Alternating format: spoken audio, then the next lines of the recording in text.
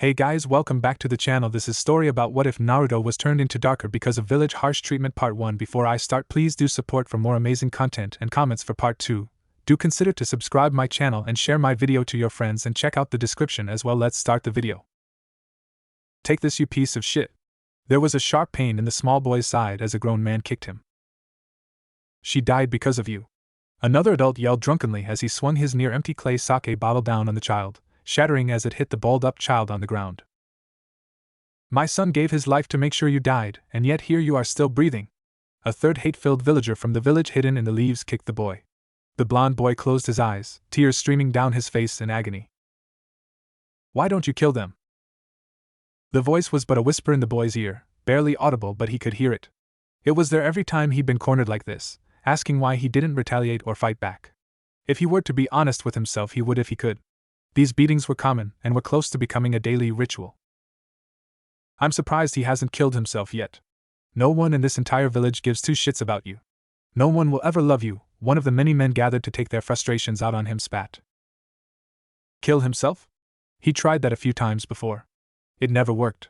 The boy tried jumping from the highest cliff in the village only to wake up in the hospital a few days later. He tried cutting himself, but his wounds always healed. He even attempted eating rat poison only to have a severe case of diarrhea for a few hours. They fear you. They fear your power. Power? He didn't have any power. If he did, wouldn't he know about it? Wouldn't the old man have told him if he had power? You've been lied to. You have the greatest power at your fingertips. He'd been lied to? Yes. Now release me, and I'll give you the power to get revenge. Revenge? Did he want revenge? The boy thought about how difficult it was to get food. How old man Hokage would force tailors and grocers to give him clothing and necessities. All the stares and beatings. The name-calling and snide remarks. Were those things that one sought revenge for? They are. Humans always seek revenge. I can give it to you. But you have to release me. How was he supposed to release a voice in his head? Maybe he was as crazy as the villager said. Open your eyes and you will see how to release me. The voice sounded urgent. Excited even. The child opened his eyes and winced as he slowly stood from his balled-up position. Instead of finding himself surrounded by angry, drunk villagers, he was in some kind of sewer before a massive gate and two of the most evil eyes he'd ever seen. A red aura seeped from underneath the gate and pooled around the boy's feet. It began to encase the lower half of his body before forcing him up to the talisman keeping the giant gates sealed. Remove it! The voice barked angrily at the small boy for not immediately removing the seal. The boy just stared at it. He looked at the giant eyes floating in the sea of darkness for a moment before he reached for a corner of the talisman and began to tear it. Foolish human. Uzumaki Naruto gasped as his eyes flew open. He looked over at his clock and saw that it read 7:30. Damn it. I'm going to be late, he spoke in an irritated tone and threw his covers to the side, causing the sleeping black fox at the foot of his bed to yip at him. Not today, kid, I'm late. Naruto threw his orange jumpsuit on as fast as he could and grabbed a few pieces of bread as he rushed out the door, leaving the fox to look after his apartment. As he ran through the waking village toward the ninja academy, Naruto ignored all the comments thrown his direction. He learned how to block them out long ago, as they were always the same remarks. Ever since he could remember, the villagers had always disliked him. It didn't matter what he was doing, everyone had a special glare reserved just for him. The beatings didn't start until he was older. To protect him from any possible harm that the orphanage workers might give Naruto, the Hokage moved him into an apartment. Naruto continued to run toward the academy. Today was the worst day for him to be late. The genin graduation exams were today and his entire career as a ninja rode on those test results. Everything rode on those test results. He pulled his wrist in front of him and checked his watch. He had exactly 5 minutes to get there before he would be barred from even taking the exam. Naruto took a deep breath and exhaled as he pushed himself to run even faster. The academy came into view and the young ninja hopeful put the last bit of his strength into reaching the classroom. He ran through the hallways pushing teachers and students out of his way, not even bothering to apologize. He finally reached his class and threw the door open, startling the 26 other genin hopefuls and the 2 teachers. Well, Naruto, it's nice to see you join us. I hope you actually have a legitimate excuse today, or did the Hokage monument decide to paint itself on its own again? Yamano Iraka, Chunin Academy instructor, asked, annoyed at Naruto's tardiness. The entire class laughed at his past excuse to get out of trouble from vandalizing the monument. Take your seat and we can begin passing out the written portion of the exams. Naruto didn't reply as he took a moment to catch his breath before moving to the empty seat in the back. The test was passed around and their time limit given before they were allowed to begin. An hour and 30 minutes later of intense test taking, the genin to be were given 30 minutes before their practical exam would begin. As the students got up to get food from the cafeteria or utilize the restroom, Inuzuka Kiba stopped by Naruto's desk. I don't know why you bothered showing up, loser. There's no way in hell that you're going to pass. Naruto looked lazily up at the Inuzuka heir and slightly snorted. Kiba had average grades and average abilities. His clan, the Inuzuka, was renowned for utilizing nindogs for tracking missions, and rumors spoke of how the Inuzuka could partially transform into dogs to heighten their senses. Naruto had once sought to make the boy his friend, but that was long ago. Whatever. The blonde ninja hopeful stood up and headed for the door without so much as another glance at the Inuzuka. Kiba's eye twitched at Naruto's dismissal. Hey! I'm not done talking to you, Uzumaki. I don't even know what you're doing trying to become a ninja. It's not like anyone would even give you a mission, let alone want to be on the same team as you. You're a dead last that would just get your team killed on the first mission. Naruto had stopped halfway through the door. All of the remaining students stared at the blonde to see what he would do, hoping for a fight to break out. TCH, Naruto's grip on the door had tightened considerably as he made his mind up and left the class. I knew you were too chicken to face me, Kiba yelled as Naruto stalked out. You're pathetic, Kiba. Kiba quickly turned around to berate whoever was stupid enough to call him pathetic. He came face to face with the black abysses that were Uchiha Sasuke's eyes, his current crush and hopefully his future wife. Sasuke-chan, Kiba flushed as he swallowed his bark. You call Naruto a loser, yet you yourself are barely passing. I wouldn't worry about Naruto graduating if I were you, loser. With that said, the dark-haired beauty followed Naruto's lead and left to get some refreshments before the practical exam. To say Kiba was devastated would have been an understatement. With the excitement over, the remaining students left to use what little time they had to get something to eat and use the restroom. If she were to be honest with herself, Sasuke didn't care about Naruto in the least. He always kept to himself and glared at practically everything that moved. She didn't even know why she bothered to say anything to Kiba. The repulsive Inuzuka hadn't even bothered her yet today to go on a date. The blonde Uzumaki was an enigma that Sasuke couldn't figure out. Naruto almost always had a scowl on his face and constantly made lame excuses for showing up late to class. He turned in half-assed homework and barely passed all of the tests given to him. And yet he could easily be ranked as the best at taijutsu, ninjutsu, and even weaponry out of their entire class. Sasuke had stumbled upon the blonde practicing once, and was shocked at the accuracy of his kunai and shuriken throwing. He hadn't missed a target. And it wasn't just his accuracy but how embedded the weapons became in the wooden dummies. It was completely different from earlier that day when they had to do the same for a graded test. Naruto had only managed one hit, and it was far from making a death blow. Sasuke had seen him practice only a few other times and was shocked at just how hard he pushed himself. It was clear he had a grasp on the 3 basic academy jutsu other than the clone jutsu. However, Sasuke never questioned the blonde as to why he was failing on purpose. If he wanted to be seen as weak, that was his problem, not hers. More or less, she took it as a personal challenge to do better than him. Sasuke refused to let anyone be better than her. Her clan name refused to let anyone be better than her. It didn't matter if he was hiding his capabilities or not. Hyuga Hinata glared at the back of Sasuke's head. It had been 40 minutes since the genin had been called back in for the practical portion of the exam. Each student had been called to another room one at a time as they were to be tested individually. Hinata had yet to be called in and had spent this time to glare at Sasuke. She had so badly wanted to tell Kiba that he was wrong about Naruto. Then Sasuke beat her to it. Of course, Hinata was having trouble getting out anything resembling words to begin with, but she still wanted to be the one to stand up for Naruto. Hinata and Sasuke weren't exactly friends. They were polar opposites of each other. Where Sasuke was assertive and sure of herself, Hinata was meek and shy. They only hung out with one another because they were both friends with Ino and Sakura since all of them were very young. Their mothers were childhood friends as well. Their classmates had nicknamed them the Princess Four. For Sasuke and Hinata it was clear as to why, as they came from 2 of the largest clans in the village. Ino and Sakura had been included purely for looks, since Ino came from a minor ninja family and Sakura came from a family full of civilian merchants. They were often asked out by various boys who had actually managed to gather the courage, but were always turned down. Hinata felt bad for them but was grateful that Ino, Sakura, and Sasuke knew that she had her eyes on a certain blonde and answered for her. Of course, she always felt bad for those pining after Sasuke who never even let them finish properly asking her out before she would either walk away or just tell them to beat it. Sasuke wasn't very social despite being popular. Sasuke had never really cared what others thought of her, especially after her family had been killed. The girl focused almost solely on being the best in the class and training. Hinata knew she shouldn't be upset that Sasuke had put Kiba in his place, but the violet-haired girl just couldn't help feeling like Sasuke was stepping in territory she didn't belong. Uzumaki Naruto. Iruka had come back from the latest test and called the next student to be tested. Hinata shot her light gray eyes toward the object of her obsession and watched as he stalked out of the classroom. Hinata had always admired the blonde-haired boy. No one in the village seemed to like him, and for no apparent reason either. She had seen him many times in the town square as people cursed at him and even threw rotten food or rocks at him, all the while he did his best to ignore it as he made his way to wherever it was he was going. He trained every day after class and spent a lot of time at the library when he didn't understand a subject that Iruka-sensei had been teaching. He even chose to walk away from fights, knowing that others would make fun of him for being a coward. Hinata could see the strength it took for him to just get up every morning and wished she had the strength he possessed to keep going. Hinata came from the Hyuga clan, one of the most prestigious clans in Konoha, and that name came with a heavy burden.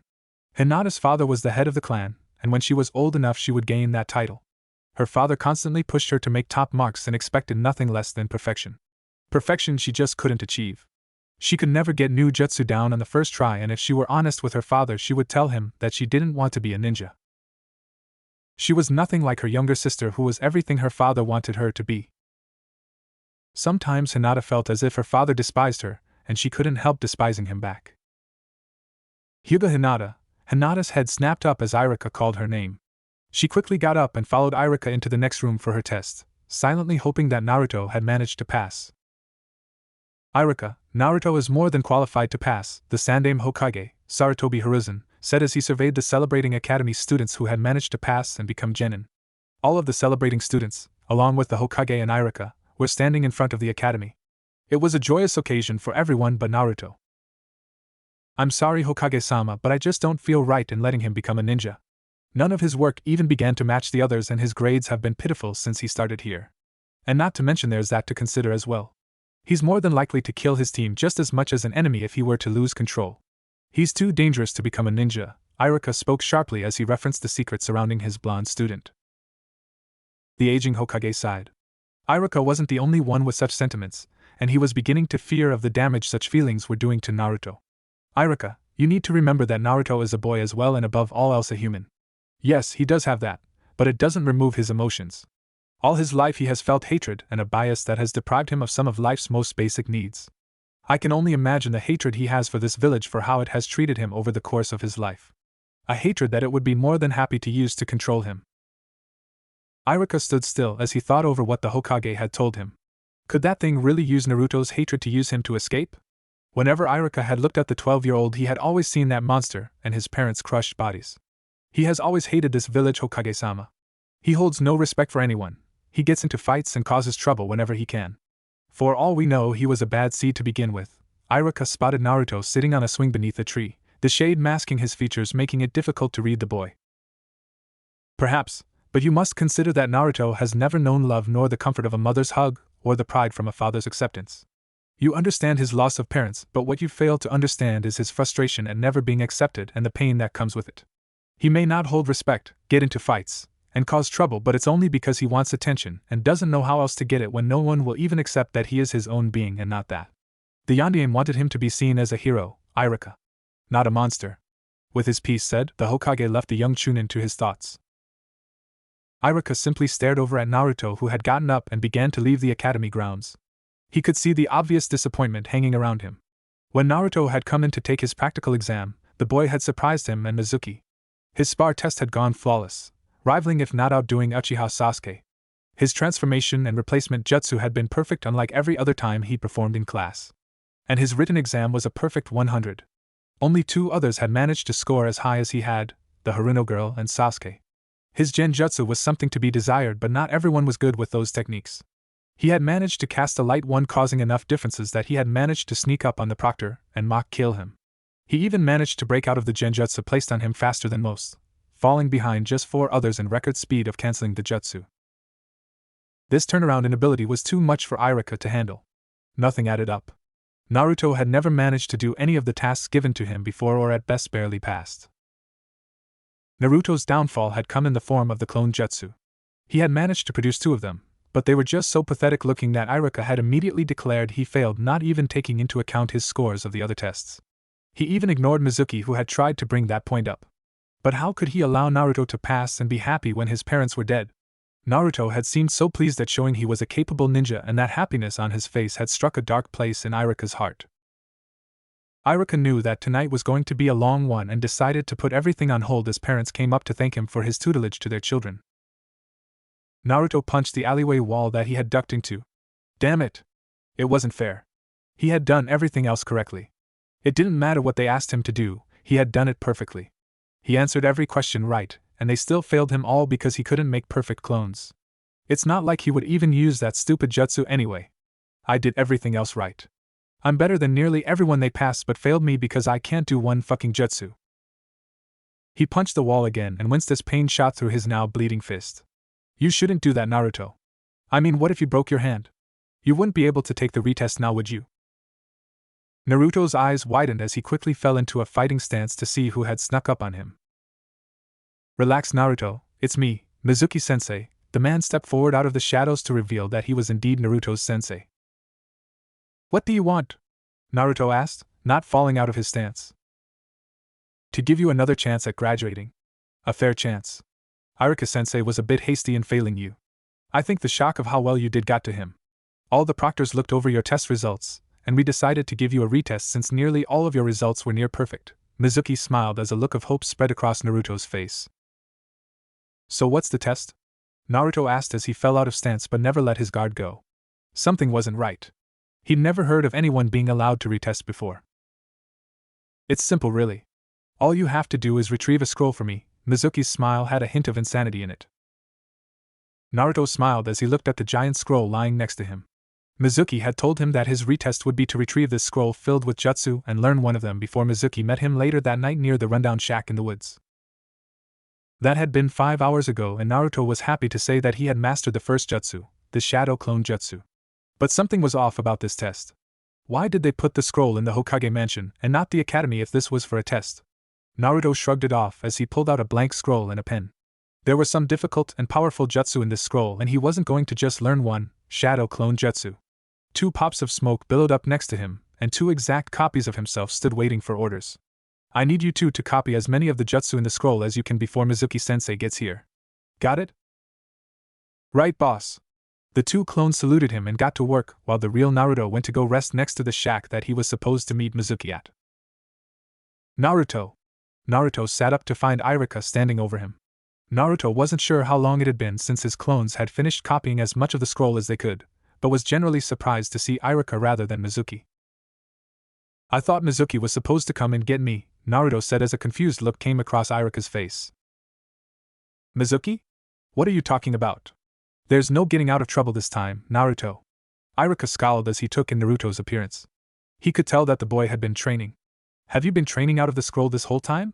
It was a stupid question, but he needed to ask. Considering I had 2 to pass the test, yes, I have been, Naruto said as he stood up. So do I pass? Pass? Iruka asked. What do you mean, do you pass? Mizuki-sensei gave me a retest, didn't he? He told me if I managed to get this scroll from the Hokage mansion and learned one of the jutsu inside, I'd pass the graduation test. Naruto knew something was weird with Mizuki's test. Iruka's eyes widened at this revelation. Naruto, there is no retest.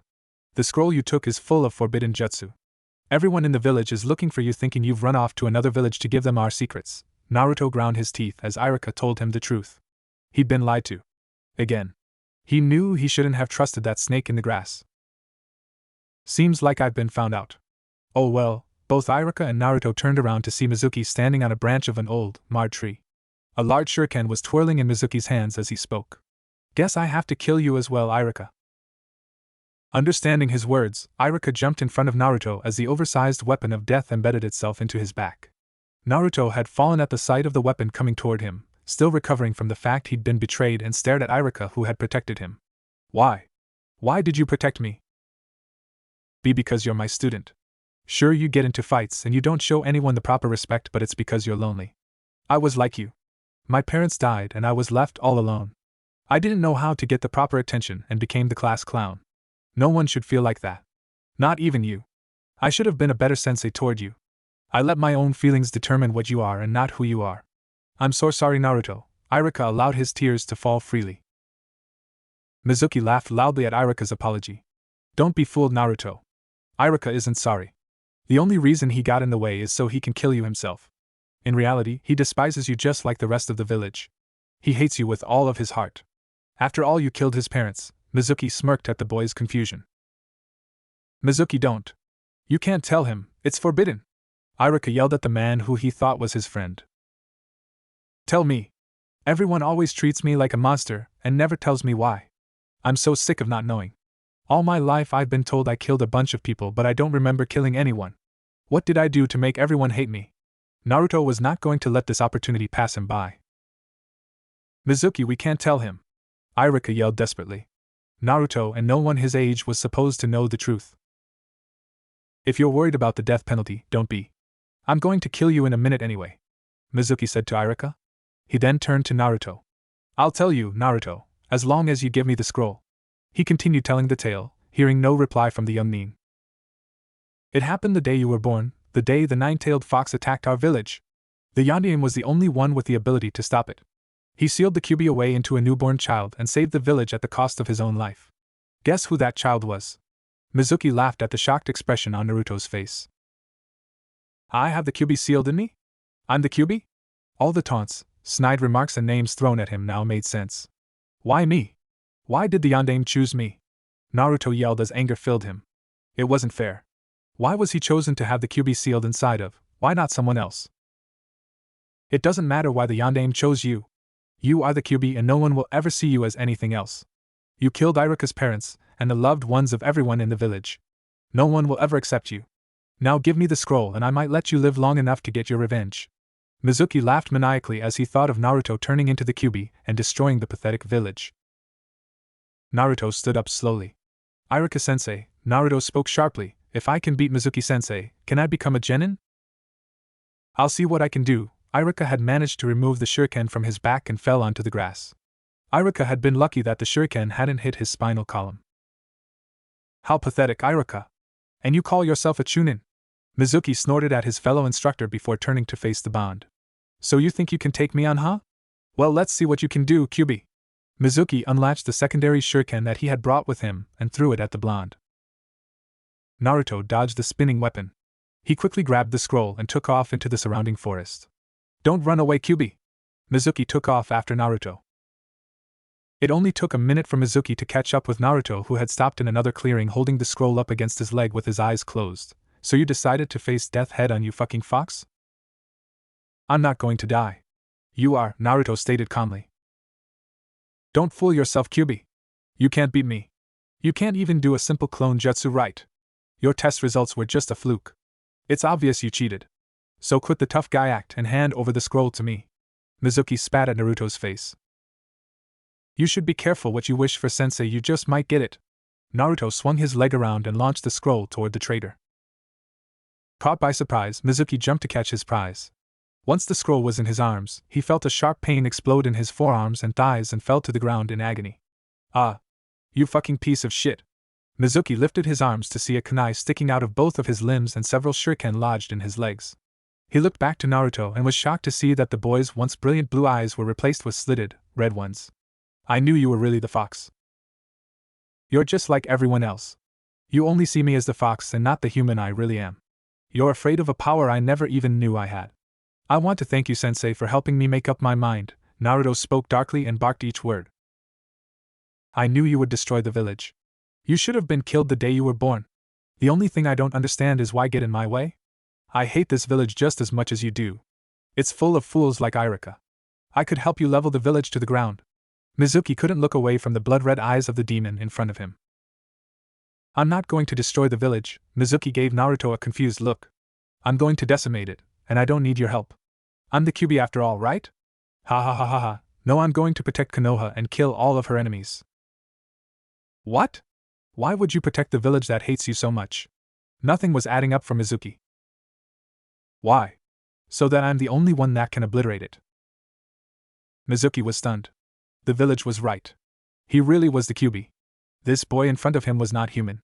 He was a monster biding its time, waiting for just the right moment to strike. I can't let you live.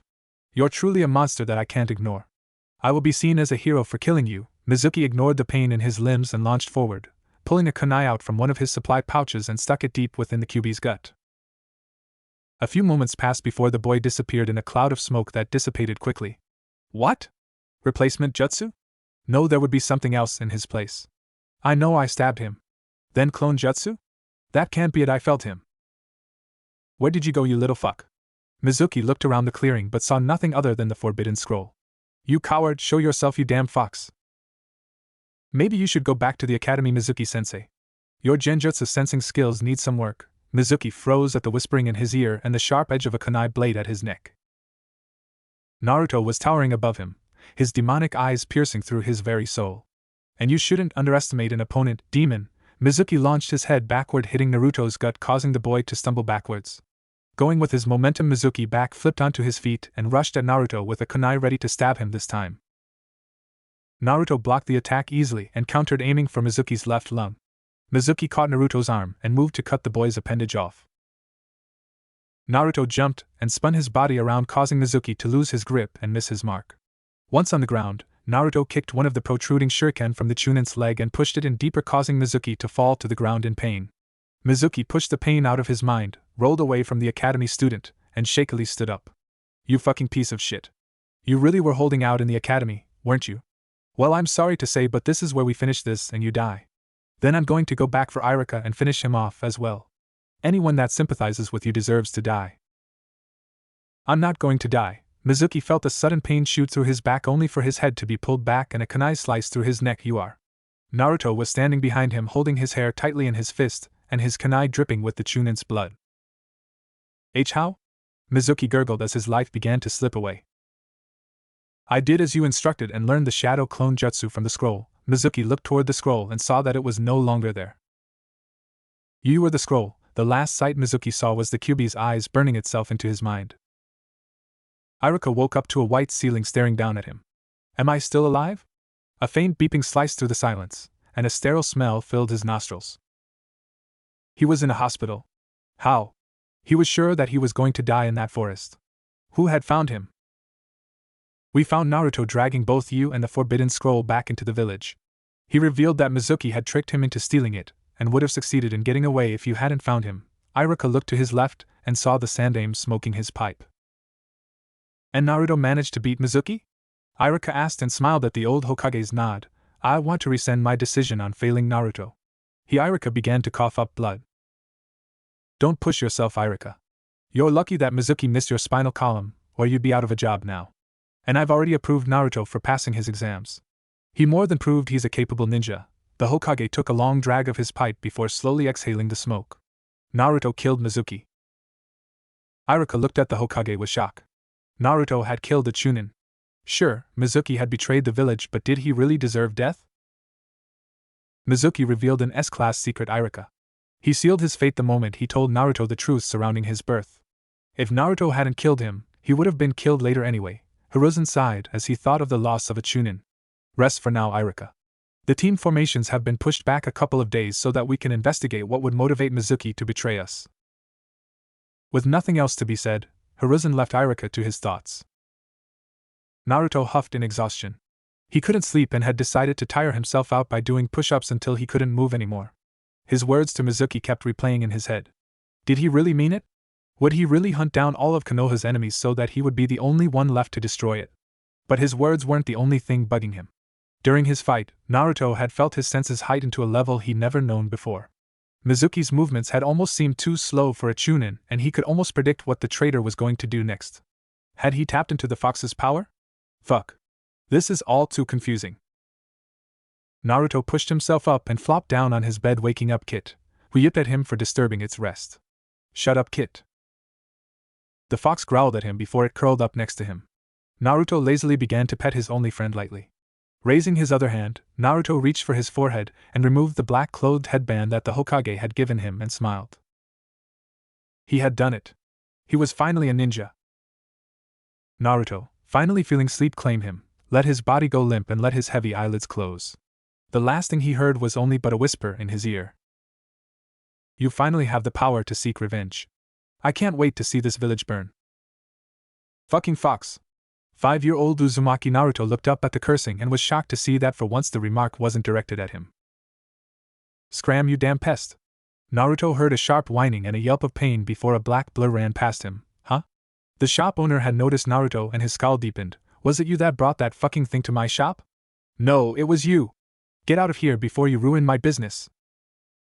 Naruto quickly made himself scarce, tearing down the street before ducking into an alleyway hoping no one had seen him. Before he could sigh in relief when no one came into the alley, a loud growling caused him to turn around. Naruto's eyes widened at the sight of a black fox, blood seeping from its front right leg, sharp teeth made for tearing into flesh barred at him. Getting over his initial shock, Naruto slowly approached the wounded creature. You're that fox that guy was yelling at, right? Naruto asked. The little fox just growled deeper as Naruto got closer to it. Are you alone too? I'm alone a lot and nobody seems to like me. I don't think anybody likes you either. I don't want to be alone anymore. Naruto finally reached the fox and stuck his hand out to reach for the frightened animal and felt a stinging sensation as the fox bit into his hand. Naruto flinched but didn't remove his hand. He was tired of always being alone. Tired of being hated for something he didn't even know about. Naruto reached his other arm around the fox and picked it up into his embrace and just held it. Slowly tears fell down his young face as the fox held strongly onto his hand with its jaws. I don't want to be alone anymore. I don't want to be alone anymore. I don't want to be alone anymore. His tears continued to fall, the pain in his hand not going away. Suddenly he felt a sticky object rubbing his wound and saw that the fox was licking at his blood, as if to clean it.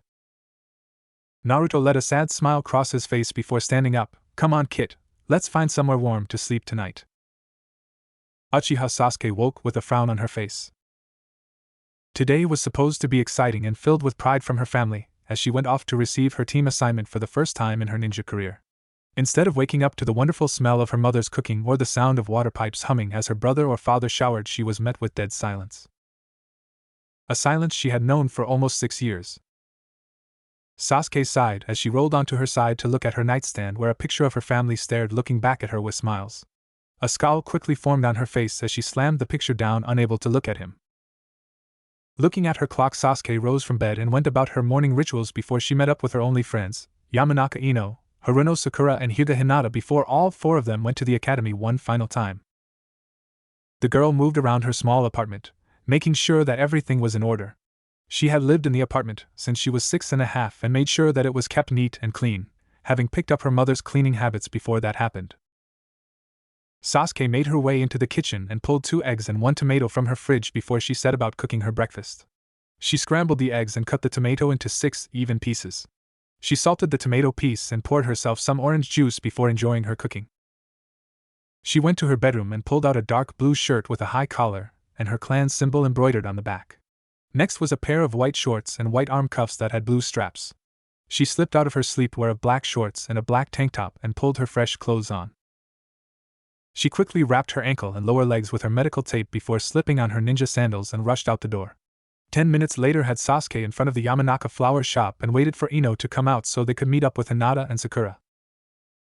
Ino lived along Sasuke's route to the academy while Hinata lived along Sakura's. They met up in the middle just outside Ichiraku ramen shop. Oh, Sasuke-chan, how have you been? Ino's mother had come out to put some new flowers on display in front of the shop. I swear you look more and more like Mikoto-san each time I see you. Are you excited to have finally graduated from the academy? Sasuke looked at the brunette darkly for a moment when the older woman mentioned her mother. Ino's, Hinata's and Sakura's mothers had all been childhood friends with her own mother when they were children and had often set up play dates for their daughters. That was why Sasuke was friends with the 3 girls. They had always just been there. A constant in her life that she couldn't bring herself to get rid of. Many times Sasuke had thought of going another way to the academy, or to stop acknowledging them, but she didn't. They were all she had of her old life. They were her escape from her reality that she faced every time she entered that empty apartment. A way to forget what he had done. Sakura's and Ino's family had offered to take her in when she became alone, but Sasuke refused. Sakura's family only saw her as a way to rise in position and gain some leeway in ninja dealings, even if Sakura's mother really did care for her. And Ino's family was just that. A family. Sasuke didn't know if she could ever go back to having a family. It almost seemed like she was spitting on the graves of all those she had lost that night if she simply joined another family. As for Hinata's family, her clan had always been at odds with the Hyuga. For as long as she could remember, the Hyuga and Uchiha had always fought each other as the dominant and most powerful clan in the village. It would not only be awkward, but Sasuke had never liked Hinata's father. The man reminded her of her own father and all the pressures he had put on her. Staying the Hyuga wouldn't work. Before Sasuke could reply to Ino's mother, said girl came running out of the shop. Sorry I'm late, Sasuke. Somebody didn't wake me up. Ino sent a glare toward her mother. I would think that an aspiring young kunoichi could get up on her own. Take Sasuke-chan for example, she has never been late even once and arrives the same time every day. The elder Yamanaka put her hands on her hips and looked at Ino as only a mother could. Ino looked pointedly at her friend, but that's Sasuke. She's perfect at everything she does. Ugh, whatever, come on Sasuke, I'm sure Hinata and Sakura are waiting for us. Ino grabbed the Uchiha by the hand and dragged the girl away. Ino's mother simply chuckled to herself and went back to work. Naruto took a deep breath and slowly opened his eyes. He'd been up since sunrise, as he usually was each morning, taking the time to meditate for an hour. It was a practice he'd picked up after he met a monk when he was 5. The monk had come to the village to request a mission and had stayed for a number of weeks, where he taught Naruto the basics of meditation and the many uses and practicality that came from meditating. Since then, Naruto had kept meditating each morning before he would physically train.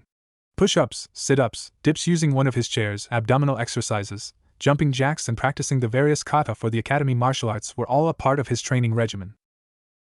He did all of this before he set about making instant ramen for Kit and himself. He did have 2 eggs chilling in his faulty refrigerator, but figured he'd save them for another day, and his milk had gone bad 2 weeks ago. His allowance that the Hokage gave him wasn't much, usually just enough where if he transformed to look like someone else he could usually buy 1 or 2 quality food items, and the cheap stuff to last him the next 2 weeks. Much of what Naruto owned came from garbage piles, or the Hokage had purchased the item for him, like his furniture and appliances. Even clothing was a rare privilege to own. Naruto constantly had to wash the few clothes that he did own by hand. Overall, his apartment was barren, and a large empty spot of wooden floor that Naruto used to train. Kit scratched at Naruto's leg in anticipation of finally being fed that morning. Naruto chuckled at the fox's impatience at the simple 3 minutes it took to prepare ramen. It's almost ready, just be patient. He got a yip as a reply, and Naruto smiled. The fox truly was the only being in the village that he cared for. They were 2 unwanted desirables and kept each other company. Naruto had been grateful at the fox's acceptance, and always made sure that Kit was well taken care of, even at his own expense at times. He'd even starved a few times in exchange for the fox being fed. That's not to say that Naruto wasn't grateful to the Hokage and all the old man did for him, or Irika's apology, but the little bit of kindness couldn't quell the rage that festered within him. Too much had happened for a simple apology from one man to erase.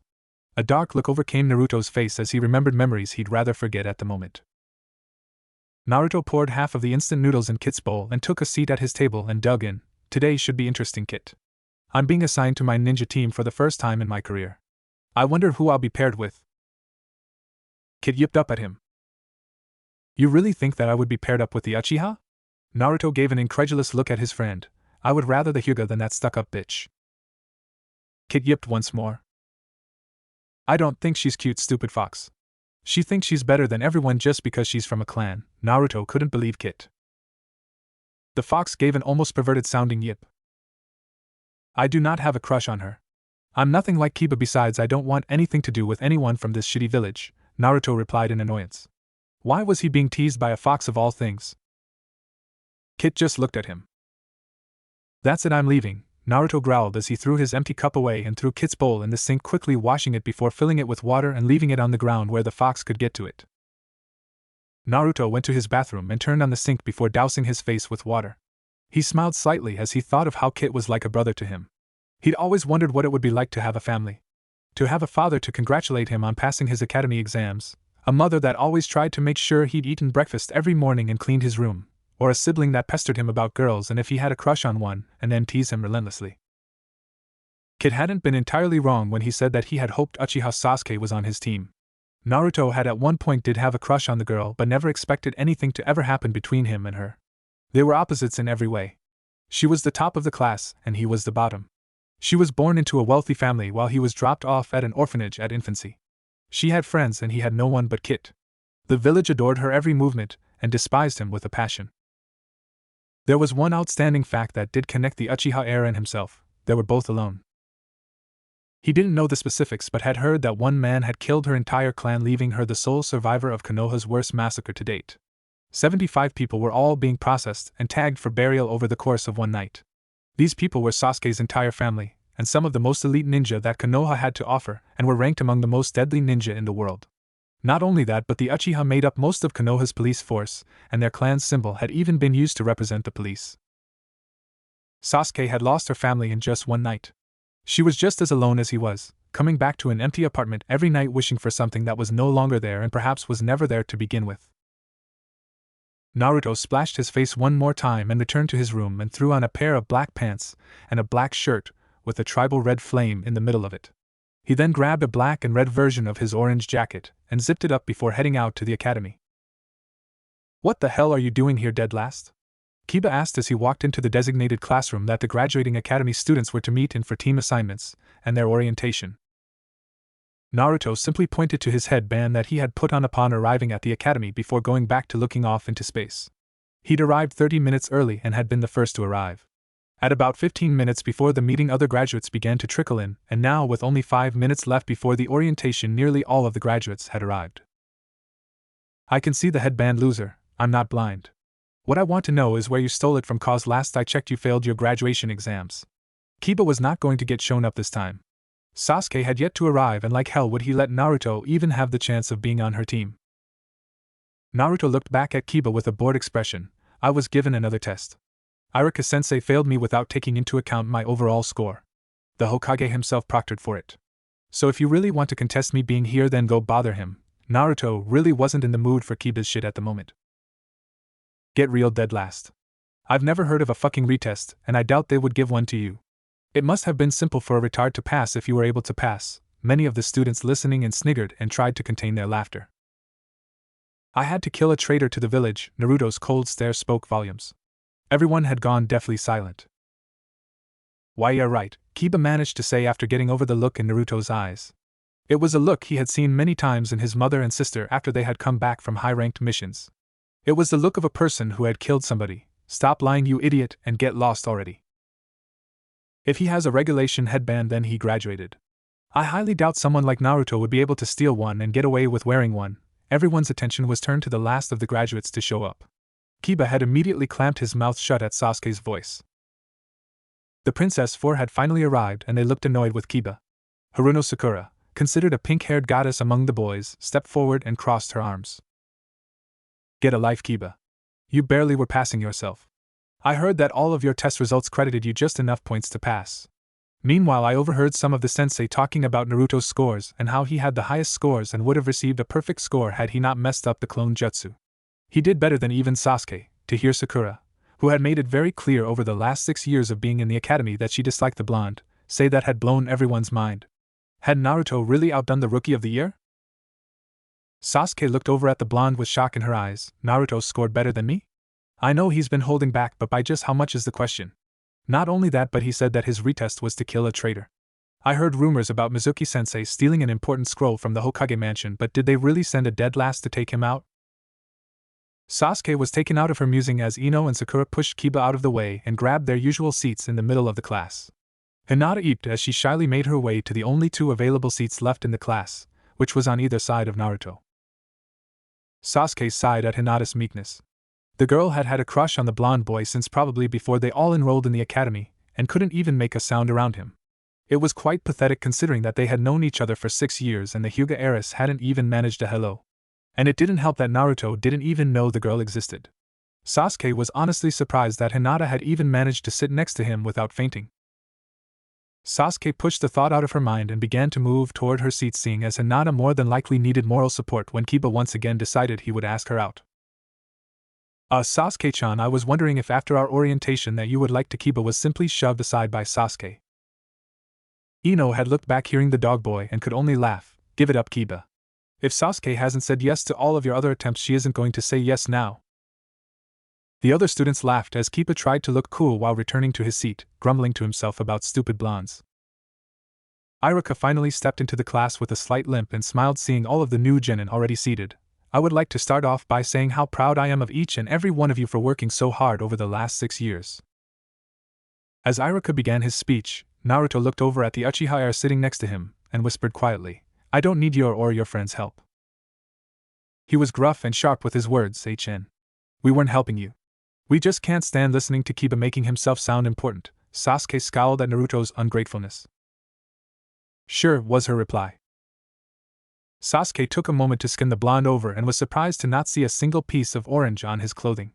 He had swapped his unbelievable bright orange and blue jacket for a black and red version and had black pants on that went into white wraps around his lower legs and ankles. He had also gone for a black cloth for his headband like she had. She looked back at his face and could feel heat rising on her cheeks. There wasn't much baby fat surrounding his jaw line, and the whisker-like scars on his face made him look more mature than childish, as it should have. When she had looked in his eyes, she felt as if she was falling into an infinite ocean of pain and misery. Sasuke quickly looked away before the dead last noticed her blush. The last thing she needed was to let the idiot think she had some sort of crush on him. Besides, Hinata liked him, and she could have him. Hinata had heard the whispered conversation and quietly observed the exchange. Her heart sank at hearing Naruto say that he didn't want or appreciate their intervention with Kiba.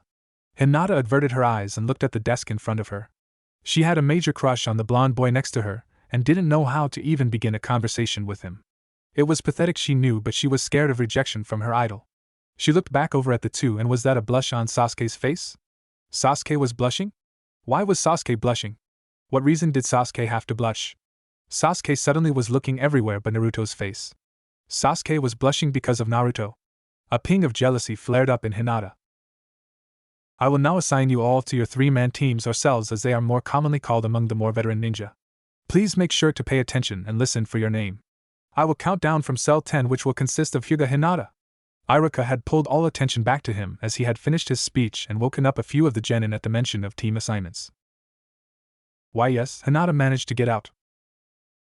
"Haruno Sakura." "Right." Sakura looked back at the Hyuga girl and gave a reassuring smile to her friend. It didn't matter who else was put on the squad, Hinata would have at least one of her friends right beside her. "And Yamanaka Ino." "Girl power." Ino fist pumped into the air before she high-fived Sakura and sent a peace sign to Hinata. Ino's outburst had caused a fit of laughter to erupt among most of the genin. Naruto refrained from laughing and analyzed the newly formed cell. Hyuga Hinata was the heir to the Hyuga clan, which prized its precious Kekkei Genkai, or bloodline limit, the Byakugan. It was a powerful eye technique which allowed the user a full 360-degree field of vision and the capability of seeing through objects and even a person's chakra network. The Hyuga were usually put on missions that consisted of espionage and tracking. The girl was considered one of the Princess Four, a name given to the four most beautiful and influential daughters in the village. All 4 of their mothers had been given the same name and was passed down to their daughters. It was rare to see any of the 4 princesses without the other 3. Hinata, in Naruto's opinion, was the misfit in the group. She was extremely quiet and hardly ever spoke up in class unless directly spoken to by Iruka-sensei. Though he had nothing against her, as she had never outright made fun of him or said anything bad. Of course, who knew what she said in private? Haruno Sakura came from a clan of merchants that had more pull in the civilian world than in the ninja world. Naruto was sure that the girl was a first-gen ninja and had heard rumors about her father being against her becoming one. Sakura had shown her book smarts and near-perfect chakra control in order to graduate and become a genin. Other than getting perfect scores on written exams, her test results were at the higher end of the standards. She would fit best as a strategist, or even a medic nin, and was more than likely going to be groomed to be the leader of her cell. Yamanaka Ino came from a long line of ninja and was damn proud of her heritage. The Yamanaka were known for their mind-controlling techniques and had either been used for interrogation or espionage, able to control enemies to gather information for them. Naruto was sure that the all-girls cell would be given espionage missions more than any other type of missions once they were ready. Cell 8 will consist of Inuzuka Kiba. At the mention of Kiba's name, Naruto turned his attention back to Iruka, hoping that he wouldn't be put on the same team as the mutt. Yahoo! Kiba yelled loudly. Abirame Shino. The silent boy simply adjusted his sunglasses. And Akamichi Chuji? Chuji continued to eat his bag of potato chips. Naruto mentally smiled at not having to put up with Kiba and quickly went over all he knew about the new cell. Kiba came from the Inuzuka clan that specialized in tracking. They had a very close relationship to a pack of dogs that they bonded with from a young age and used to help them track. Many of their jutsu was based around utilizing the dog and increasing their senses. Aburame Shino was the heir to the Aburame clan who used bugs that fed off of chakra. It was rumored that each member of the clan had an entire hive living inside of their bodies, and it was very wise to never piss them off. They were normally paired with an Inuzuka, as the Aburame were used for tacking as well. Naruto had never talked to Shino and Shino had never talked to him. Shino was a hard one to read as he always had sunglasses on and black expression no matter what happened. Akamichi Chuji was the heir to the Akamichi clan. The Akamichi were extremely powerful, utilizing specialized jutsu that allowed them to expand their bodies to incredible lengths and sizes. Most members were on the bigger side of weight, but the extra stores of fat helped with some of their more life-threatening jutsu. Naruto and Chuji had once been friends, but once his parents knew, had forbidden Chuji from hanging out with him. Cell 7 will consist of Uzumaki Naruto. The entire class had turned toward the blonde, and the remaining genin to be placed prayed they wouldn't be in his cell. Uchiha Sasuke. Naruto nearly lost it when he saw the girl's jaw drop but managed to keep his composure. I can't believe this. I'm stuck with the idiot. Sasuke was actually slightly glad at hearing she was in Naruto's cell. Maybe now I'll be able to see just how strong he really is. Great. I'm stuck with the Ice Princess. Naruto rolled his eyes at the look Sasuke was giving him. Sasuke was given the Rookie of the Year award as she had managed top marks all 6 years at the academy, and almost perfect scores in her final exams. The Uchiha excelled with fire jutsu and had used a fan as the symbol of their clan to symbolize their mastery over the element. What had truly made them renowned though was their Kekkaigenkai, the Sharingan.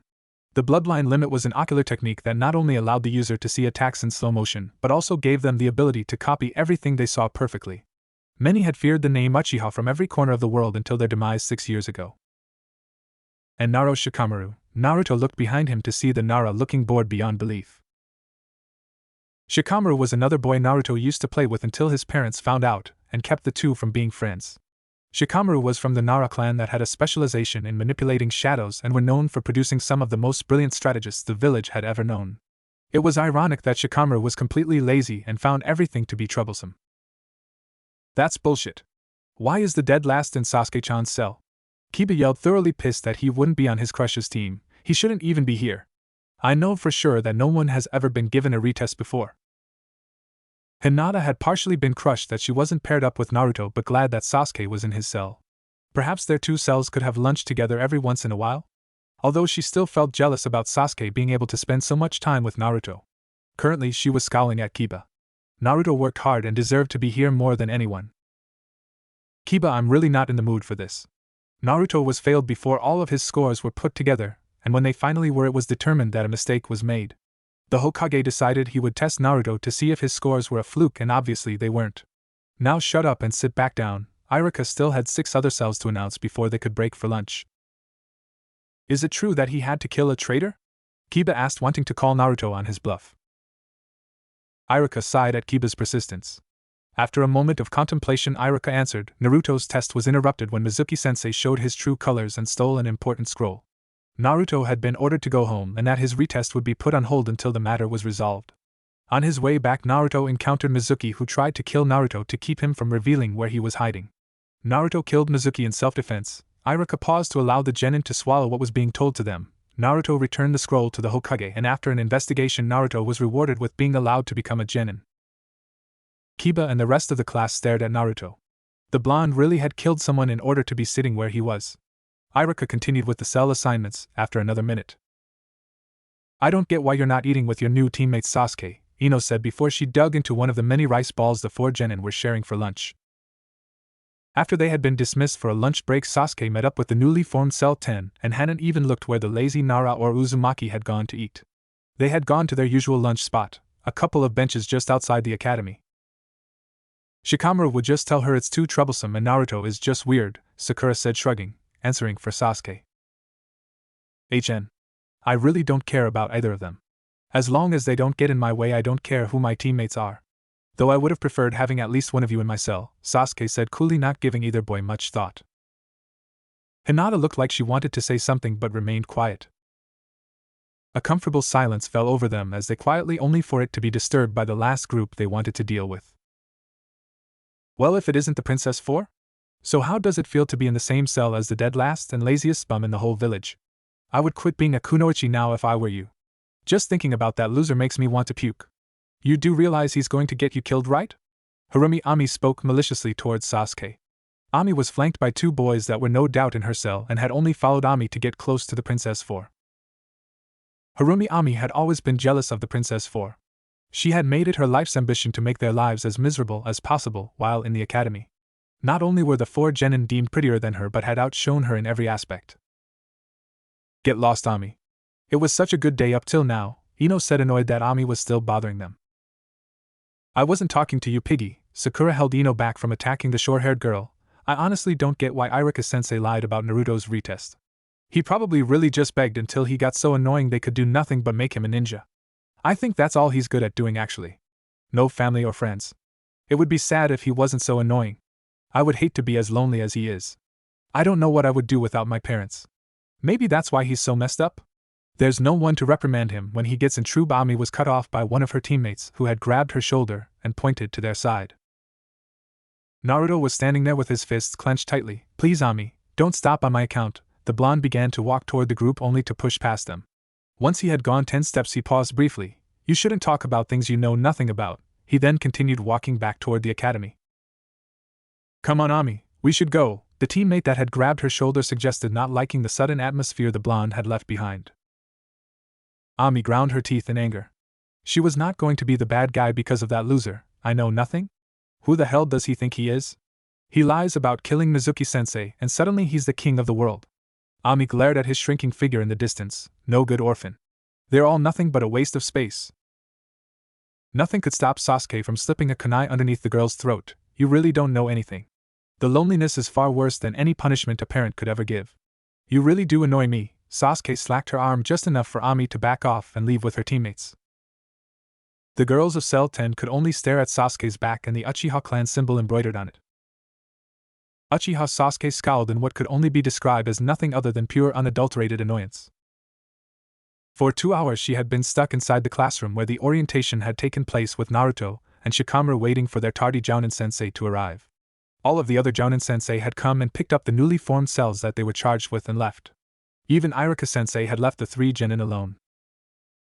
Naruto was sitting several seats away from her, just staring off into space, while Shikamaru had gone to the front of the class and took to lying down on the ground before dozing off on his back with his hands behind his head. To say the least, the last 2 hours had been extremely dull. The sound of a door sliding had caught the attention of all 3 genin. They looked over to see a man step into the classroom. He had spiked up silver hair that made him look older than he probably actually is and wore the standard Chunin/Jounin uniform consisting of a green flak jacket, blue pants that went into white wraps and the standard issued blue sandals. He wore fingerless gloves with a metal covering for the backhand and a long-sleeved navy blue shirt that he'd rolled up. Most of his face was covered by a mask that went up to his nose, and he wore his headband at an angle so it covered his left eye. The Jounin looked over the 3 genin as he raised his right hand to his chin in wonder. My first impression of you're all kind of boring looking. Sasuke scowled at his assessment of them. The man had the gall to show up 2 hours late, and he was going to judge them. Says the man 2 hours late to a mandatory meeting. This is too troublesome. Shikamaru slowly got up from his spot on the ground and patted his pants clean of any dust. To be honest, he really didn't mind that the Jounin was late. It just meant he could nap and not worry about the career that was expected, and not to mention forced of him. Well, you see, I had promised my mother, who has a bad back, that I would help her move into her new apartment today, the Jounin said lamely. Why don't we take this meeting somewhere else? He looked over at Naruto and Sasuke before lazily looking at Shikamaru, depressing. The man turned on his heel and left with the genin quickly rushing out of the room to keep up with him. After following him for 3 minutes, the genin found themselves outside on top of the academy roof. The Jounin had situated himself against the roof railing while the genin had taken to sitting around him several feet away. Why don't we take a moment to get to know one another and introduce yourselves before we get to the serious business? The genin just stared at the weird man. What do you mean by introduce yourselves? Shikamaru asked. You mean like stating our names or personal interests? My, aren't you the little genius? The Jounin more or less asked in a mocking way. I'll go first so that way there won't be any confusion for the simple-minded ones. He looked over at Sasuke and Naruto, which earned him a glare from both genin. My name is Hatake Kakashi and I'm going to be your Jounin-sensei. I really don't feel like telling you any of my likes or dislikes. As for hobbies, I have lots of hobbies. And finally, a dream for the future? I've never thought about it before. There. Now you all know what to say. He didn't tell us anything but his name and a fact we already know. Sasuke scowled even harder at the man. Was this really a Jounin, an elite ninja? He withheld practically all information about himself. A smart move, really. He's never met any of us before and doesn't know what sort of motivations we have. He did mention his mother earlier back in the classroom, but for someone like him I really think that was just a lame excuse that he made up. He's sizing us up by getting to know weaknesses and just how well we know how to reveal information. Man, this guy really is troublesome. Why did I have to be put in this cell? Shikamaru simply laid back and started searching for clouds to look at. What does he mean going to be our Jounin sensei? Isn't he already our Jounin sensei? Something's off. Naruto squinted his eyes slightly at the thought. Why don't you go first, lazy-san? Kakashi pointed at the laid-back Nara, who sighed at being called on. What a drag. Sighing once more, Shikamaru introduced himself. My name is Nara Shikamaru. I really only like sleeping. I dislike just about anything that requires me to do anything. My hobby is cloud watching. And my dream for the future is to find a wife who'll cook for me and have 2 kids. Who would marry a lazy bum like him? Sasuke had a disgusted look on her face at the thought of having to cook for the laid-back Nara. Naruto had yet to take his stare off of Kakashi and had let Shikamaru's introduction go half listened to. That wasn't so bad now, was it? Alright, you're next, princess. Kakashi was practically chuckling to himself at the look sent his way. It truly was easy to get under the skins of genin. My name is Uchiha Sasuke. I don't particularly like anything and I hate a lot of things. The glare sent Kakashi's way let him know he was on that list of things. My only hobby is training, and what I have is not a dream because I will make it happen. I am going to restore my clan and kill a certain someone. Sasuke clenched her fists together thinking about that man. She is way too troublesome. I don't see why Kiba even likes her. Shikamaru closed his eyes and decided that this meeting really was too troublesome. She wants to avenge her clan. Explains why she refused to be anything but the best in the academy. Naruto had looked over at her with a dull expression. Joy, it's my turn next. And last but not least, Dulquin. Kakashi was disappointed at the lack of response from the blonde. My name is Uzumaki Naruto. I have quite a few dislikes and like nothing in particular. My hobby is collecting and trying different flavors of ramen. My dream for the future is to get rid of what I dislike. Naruto had kept his tone even and as neutral as possible. What could he dislike so much that his dream is to get rid of it? Sasuke wanted to know but quickly threw the thought away. The Uzumaki wasn't worth her time. Why is everyone so troublesome? Shikamaru really didn't care about Naruto's problems. Wonderful. So I have a lazy bland-bored kid, an Avenger princess, and a loner. Almost makes me wish I had the all-girl team for once. At least things will be interesting. Kakashi stood up from his place on the railing. Great. You're all unique with different ideas and dreams. We'll have our first mission tomorrow. The mention of a mission had gotten Sasuke's attention. They were finally talking about something relevant. What will we be doing? Nothing too difficult, but certainly not easy. It's a task the 4 of us will do together. A survival exercise. A groan came from Shikamaru. We already did survival exercises in the academy. Shikamaru sat up, unable to believe his first mission was to train. This isn't anything like those exercises. In fact, you'll wish you were doing those exercises. Kakashi began to laugh aloud at his current line of thought. What's so funny? Sasuke asked. She was beginning to dislike this man for every second she knew him. You really won't like my answer, but since I want to see the looks on your faces, I'll tell you. Kakashi smiled underneath his mask as all 3 genin either glared or looked annoyed with him. Of the 30 genin to graduate, only 9 will actually become ninja. The other 21 will be sent back to the academy. In other words, this is a make it or break it pass-fail test, and the chances you'll fail are 70%. The look of shock that etched itself on all 3 of their faces caused Kakashi to start laughing once more. I said that you wouldn't like my answer. Kakashi just continued to laugh.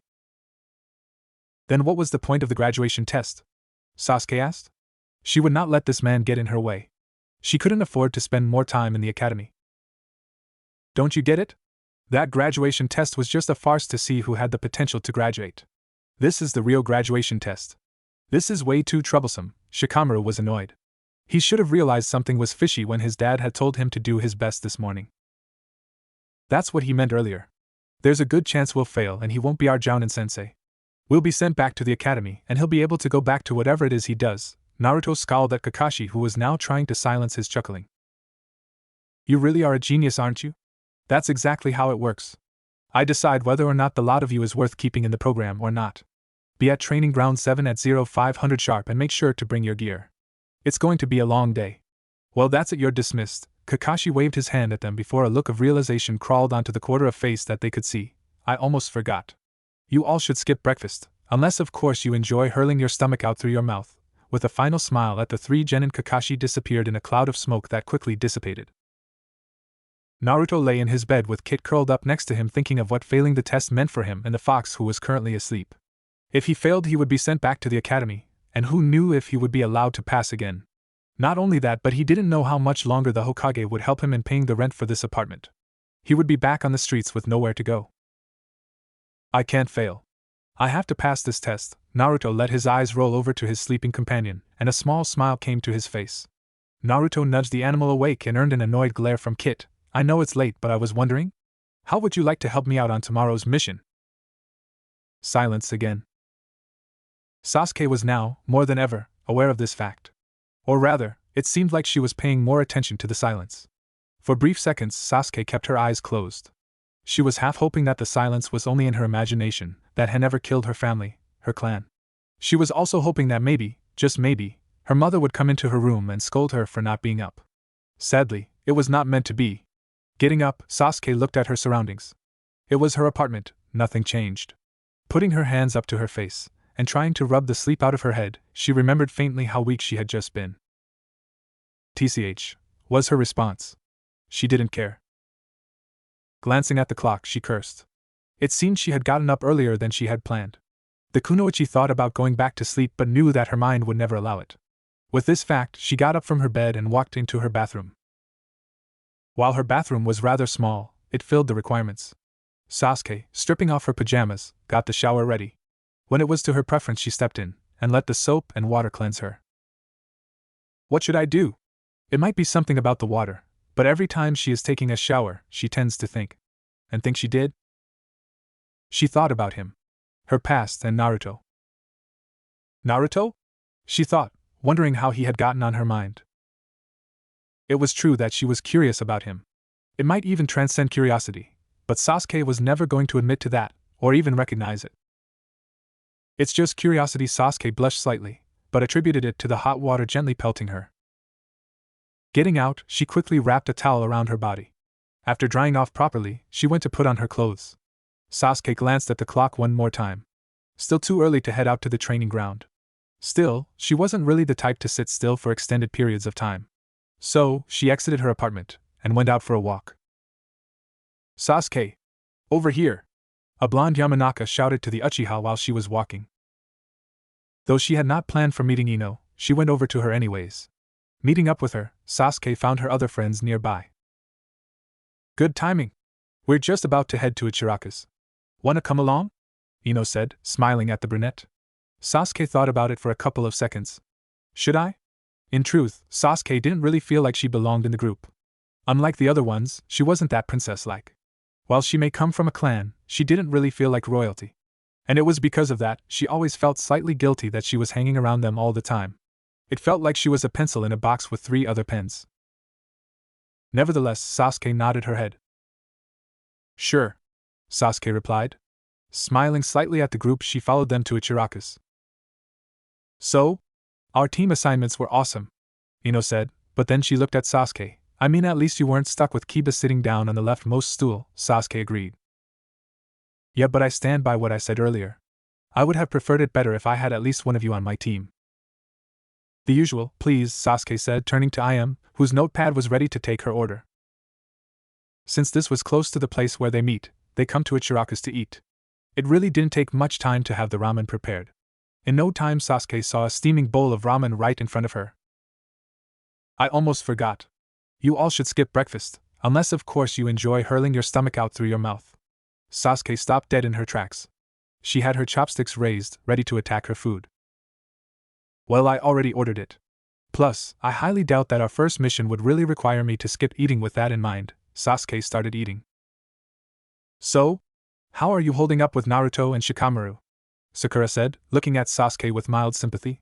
The Princess 4 had finished eating, and now took to discussing matters that seemed important, and Sasuke's plight was number 1. Well, Shikamaru is lazy. And Naruto, well, Naruto. I don't really care about them, as long as they don't hinder me in my goals. Sasuke responded curtly. Oh come on, you so cold to boys, Sasuke. You should be interested, but it is Naruto and Shikamaru, so I don't blame you. Ino chided in. She then smiled at Sasuke. We all know that Shikamaru is lazy. What we, or rather Hinata, wanted to know was about Naruto, Sakura said, winking at Hinata, who blushed at the mention of her blonde crush. Like I said, Naruto is Naruto. There isn't much to him. Sasuke knew that wasn't true. There was something to him, something that she really couldn't place about him. If she really had to put her feelings about him into words, it would have to be confusing. Oh, we just thought that, since you're on the same team now, you might know why he changed his suit. All four girls were very interested in his sudden wardrobe change. It too was on Sasuke's mind as well. Why the sudden change? I don't know why. The sudden talk of Naruto was making her rather curious. It's a girl's natural instincts to want to know everything, and we know nothing about Naruto. Personally, I think if it wasn't for his personality, he would be better liked, Sakura said casually. Why you think so? Hinata said meekly, stumbling on her words. I certainly agree. He has the looks, but his personality is just so cold. It seems like he really just doesn't care. That is such a turn-off. Ino scoffed a bit on that last sentence. How so? Sasuke said numbly, trying to get Ino to a point of interest in this conversation. Well, first off, he acts like he doesn't care. Like at all. It's quite off-putting to see a kid act like that. He even stopped playing with kids his age. He always kept to himself. That's not normal, and Ino was trying to find the right words to further describe Naruto, but she couldn't find them, or form them into an understandable sentence. The thing that bothered me was his test scores. They were nearly perfect, Sakura, the bookworm said. The rest of the girls agreed. Was he really that good? I mean, he never showed it. And that thing with Mizuki, the girls shivered. All of them had remembered the look Naruto gave when he had said that. Unknown to the three, Sasuke has seen that look. That look plagued her in her nightmares, but the face wasn't of Naruto, but of him. Sasuke looked at the clock at Ichiraku's and cursed. She needed to head out to training ground 7. Getting up, she started walking away from them. Maybe I will see what Naruto has been holding back today. We have a mission. Shattered by Ino. Life was hectic for the blonde Kunoichi. In fact, ever since she became one of the most popular girls in the academy, her life became busy. It was never easy being a girl, especially one that was as pretty as her. Yawning, she put those vain thoughts to rest as she got up and rubbed her eyes. Then she opened them again to clear away any drowsiness that remained. When Ino looked at her clock, she was surprised to see that she woke up earlier than expected. In all honesty, her mother was quite right in making the observation that a kunoichi should be rather punctual, but Ino was Ino, not an expert ninja. Yet. I'm not an expert ninja yet, she mumbled out, getting up from the bed and going to the bathroom. Looking at herself in the mirror, she cringed a bit. What a total mess. Her hair was unruly, as it had always been like that in the mornings. To Ino, nature was almost always anti-beauty, and her natural hair in the morning was proof of this. Ino finally looked away from the mess, and started to draw a bath. Ah! She sighed heavily as she submersed her naked body in the water. While showers were practical, baths were blissful. Yamanaka Ino would never have survived in a world without baths, ever. She started to go over what happened yesterday at the academy. She had finally become a ninja. It was something she had dreamed about since she was a little kid when her dad told her stories about his adventures and the wide world. She had finally taken her first steps into her own adventures, she was sure of it. While she was happy that her squad consisted of her friends, she was rather unhappy about Sasuke's situation.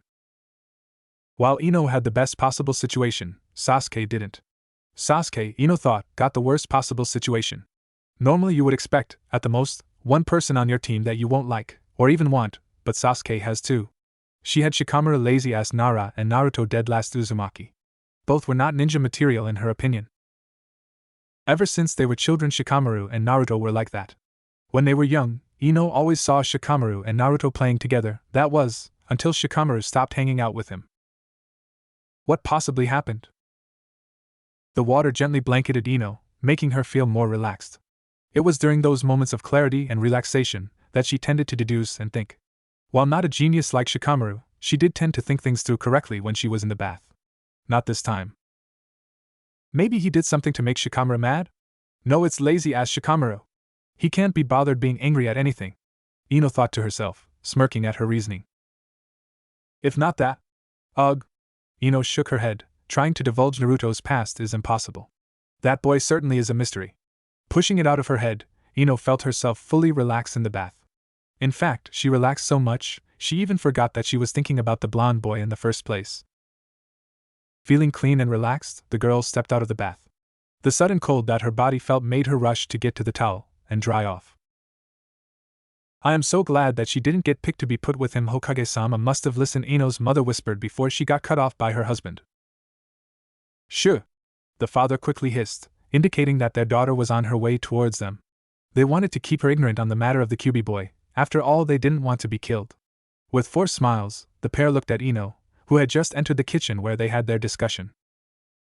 Ino, truth be told, liked eavesdropping. It was a very bad habit, but being a ninja encouraged information gathering, and that sanctioned her indulgence. So she had naturally heard what they had been talking about. The thing Ino wanted to know was who they were talking about. That piqued her interest. Ino? Aren't you supposed to meet up with Hinata and Sakura for breakfast? Ino's mom questioned the young blonde. Her hands were on her hips, and the look was a mix of amusement and anxiety. How much did she hear? Ino's mother had thought to herself.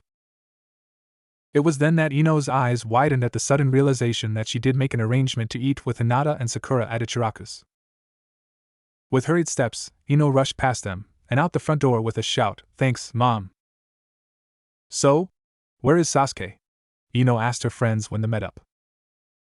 Well, after that whole incident with Ami, we couldn't catch up with her to talk to her about it, Sakura said, sympathetically remembering what happened to Sasuke's clan. That was very unfortunate. Hinata whispered with just enough volume that only the two of her friends could hear. Neither of them knew the specifics of what had happened that night, and none of them could really imagine how anybody could have killed one of the best ninja clans in the village in one night. They couldn't think of a single person with that amount of power, not even the Hokage. That was the scary part. Ino hated prolonged silence. It usually didn't mean anything good. So when the dialogue stopped, she quickly thought of other things to discuss. Wasn't Naruto acting strangely? Ino said, remembering the blonde's behavior at the graduation. Talking about Naruto wasn't well received anywhere, and Ino expected some strange looks. She wasn't disappointed. The looks the two of them gave her were to be expected, but it was the looks from the other villagers that were the shock. All of the looks were mystifying to the blonde. How could they make such a look? The looks were unanimously filled with hate, or something along those lines. Naruto? Why would you talk about him? Did you go rouge on us now, Ino? Sakura, with a look of gross wonderment on her face, remarked before looking at Hinata and quickly apologizing. Not funny, Sakura. It's just that he has been acting strangely. It was then that the group had glimpsed Sasuke walking down the road. Sasuke! Over here! Ino shouted, getting the Uchiha's attention. It was very lucky, they were about to talk about something that Sasuke might know more about, seeing as she was Naruto's newly established teammate. When Sasuke walked up to Ino, the blonde smiled. Good timing. We're just about to head to Ichiraku's. Wanna come along? Ino asked, hoping she would say yes. She continued to smile at the Uchiha, who hadn't replied immediately. To Ino, Sasuke was something else. She always had to think hard before ever accepting anything. When she first became friends with her, it was a bit strange. Now, though, she thought nothing of it. When Sasuke finally nodded her head and replied to her, Ino walked with the rest of them to Ichiraku's. So? Our team assignments were awesome, Ino said to the group excitedly. Sitting down, she looked at Sasuke with a guilty expression. I mean, at least you weren't stuck with Kiba. When seeing Sasuke agree, Ino breathed a sigh of relief. Yeah, but I stand by what I said earlier. I would have preferred it better if I had at least one of you on my team. One bowl of ramen, please, Sasuke replied, looking at the menu. The three girls looked at Sasuke as she had just dropped the bombshell. A mission? With Naruto and Shikamaru? Now that made Ino curious. It was apparent that she had an overwhelming urge to know. She inherited this from both of her parents, and because of that, it seemed to be stronger in Ino than in both of them. The girls both looked at each other and with a puzzled expression, but then continued to talk about Naruto. So? Sakura, what do you think of his new outfit? Ino asked, wondering what the pinkette thought. I don't really know, it's Naruto, he's a mystery. That was the one thing all of the girls could admit about that boy. Naruto woke up gasping hard, sweat pouring down his brow and a slight confusion of where he was. Taking a few deep breaths, Naruto took in his surroundings and breathed a sigh of relief to see the familiar sight of his room. Calming himself down from the nightmare he just had, Naruto looked at the clock to see that it read 4 o'clock. He sighed in annoyance and made his way to the bathroom to shower. The steaming water released the tension in his muscles that his dream had caused. Was it a dream or is it a memory? It keeps occurring every night, since just before the graduation test. Did I really? Naruto shook his head. Now isn't the time to think about it. Hitaki's test is in less than an hour. I need to finish getting ready. Naruto turned the water off and quickly threw on his clothes before making breakfast, ignoring Kakashi's warning about throwing up. That jackass is going to be late again. Sasuke scowled as she looked at the watch she kept underneath her cuffs. Good. It just means I can sleep some more, Shikamaru said before laying down on where the 3 genin had gathered. Shikamaru, Sasuke called out to her teammate before the lazy Nara could doze off. What? Shikamaru asked, annoyed. What type of survival mission do you think he'll make us do? Sasuke asked. To be honest, I don't really like either of you, but if he's going to give us the time to set up, we might as well. Whatever he's going to throw at us, we need to be ready. This test is to eliminate us from the program, and I've worked damn hard to fail because of you too. Naruto's fist tightened. He also worked hard as well. He won't fail because of Sasuke. Man, you're too troublesome. If I had to guess, it could be us against him. A test to eliminate us, huh? Divide and conquer maybe? Probably something to make us work against each other, and save himself the trouble. Shikamaru yawned before rolling onto his side. Then again, it could be hike out to some remote wasteland and survive there for however long until he thinks we're worthy of being ninja. Then we should be ready for anything. If we want to be among the 9 that pass, we're going to have to put our differences aside. Whether we like it or not, we're a team and our lives will depend on each other later on. Sasuke looked both of her teammates in the eye. But can we even trust each other now? How do Naruto and I know you won't abandon us when it counts? You've always been out for yourself. Shikamaru knew this was a question that had to be asked no matter how troublesome it was, and the same goes for Naruto and me as well. We don't even know anything about each other besides the fact we all went to the academy. Both Naruto and Sasuke pondered the question, and doubts could be seen on their faces. And it was true that they really didn't know anything about each other. See? How can we trust our lives to one another if we don't even know who the others in this team are? Of course, there's a 70% failure rate.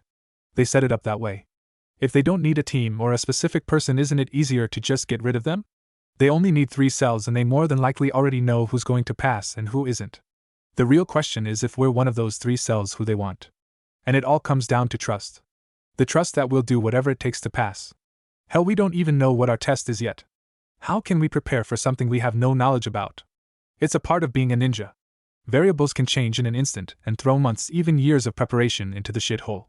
It's all too troublesome. Shikamaru rolled over and sighed heavily. Then what do we do? Just wait for our ass of a sensei and hope we can do this survival mission that we've been given no prep for? Sasuke asked, annoyed at Shikamaru's lethargic attitude and Naruto's apathetic demeanor. I have an idea, Naruto spoke suddenly, giving the other 2 a bored expression. Kakashi walked lazily toward his charges and could feel the glares from across the field. He waved his hand apologetically before addressing them. Sorry I'm late. You see, a black cat crossed my path and I had to take the long way around. The Jounin rubbed the back of his head and pointed back the way he came. He heard the light coughing and mutterings of liar and yeah right. Ignoring the comments, he pulled an alarm clock from his pack and set it on a tree stump. Right. Well then, let's get this over with. I have an important date tonight, and I think I might get lucky. Kakashi grinned with his eye as he felt Sasuke's glare intensify. It's set to go off at noon. Kakashi pointed to the clock. You'll have from now to then to get one of these bells from me. Kakashi pulled out 2 bells and dangled them so the genin could see. Whoever doesn't get a bell will get tied to one of those posts and watch as the winners eat lunch. 3 stomachs growled in protest at the notion, and Kakashi smiled with his eye again. Oh, and whoever doesn't pass will be sent back to the academy. Kakashi decided to remind them what failing really meant. How is that fair? There's only 2 bells. No matter what happens, at least one of us will fail. Sasuke not liking the idea of having to compete with her fellow teammates. That's the point. So at least one of us fails and he doesn't have to train all 3 of us. TCH, this test is way too troublesome. Shikamaru furrowed his brow, trying to think of a way to pass the test without having to fight Naruto or Sasuke. Very perceptive, Lazy-kun, Kakashi teased Shikamaru. The test will begin in 30 seconds. I have one final piece of advice for the 3 of you. All 3 genin looked at Kakashi intently. Unless you come at me with the intent to kill, you will all fail. Now begin. All 3 genin went off in separate directions. Kakashi stood still, easily sensing where each genin had gone. Not bad for genin at least. They all separated themselves though while the test did just begin. I'll give them a little more time before I start the fun. Perhaps finishing the next chapter of Come Paradise will kill the time. The silver-haired man giggled to himself perversely before sensing the presence of one Naruto Uzumaki. Oh? You're the dead last of your group, right? You sure it's wise to take me on by yourself? Kakashi waved Naruto off, as a non-threat. Even if the reports were true and Naruto had killed Mizuki, the blonde still wasn't a match for himself. The difference between a jounin and genin was just too far. You shouldn't underestimate an opponent, sensei, Naruto prepared himself. He'd never actually fought a jounin before, but he'd sure as hell outrun them plenty of times. Besides, Sasuke and Shikamaru were still setting the plan up. That's cute, you think you need to lecture me? Well then, here's a lesson for you. Taijutsu, the art of hand-to-hand combat. Let's see how good you are, dead last. Kakashi knew he'd hit a soft spot at Naruto's flinch. He then reached for an item from his back pouch and pulled it out, surprising the two hidden genin and Naruto. Naruto just glared at the jounin. Why did you pull that out? Why? To find out what happens, of course. After all, you're nothing more than a nuisance, and my book is far more entertaining than anything you tried to do. Kakashi had begun reading and turning pages, not even looking at Naruto. Annoyed, Naruto charged in.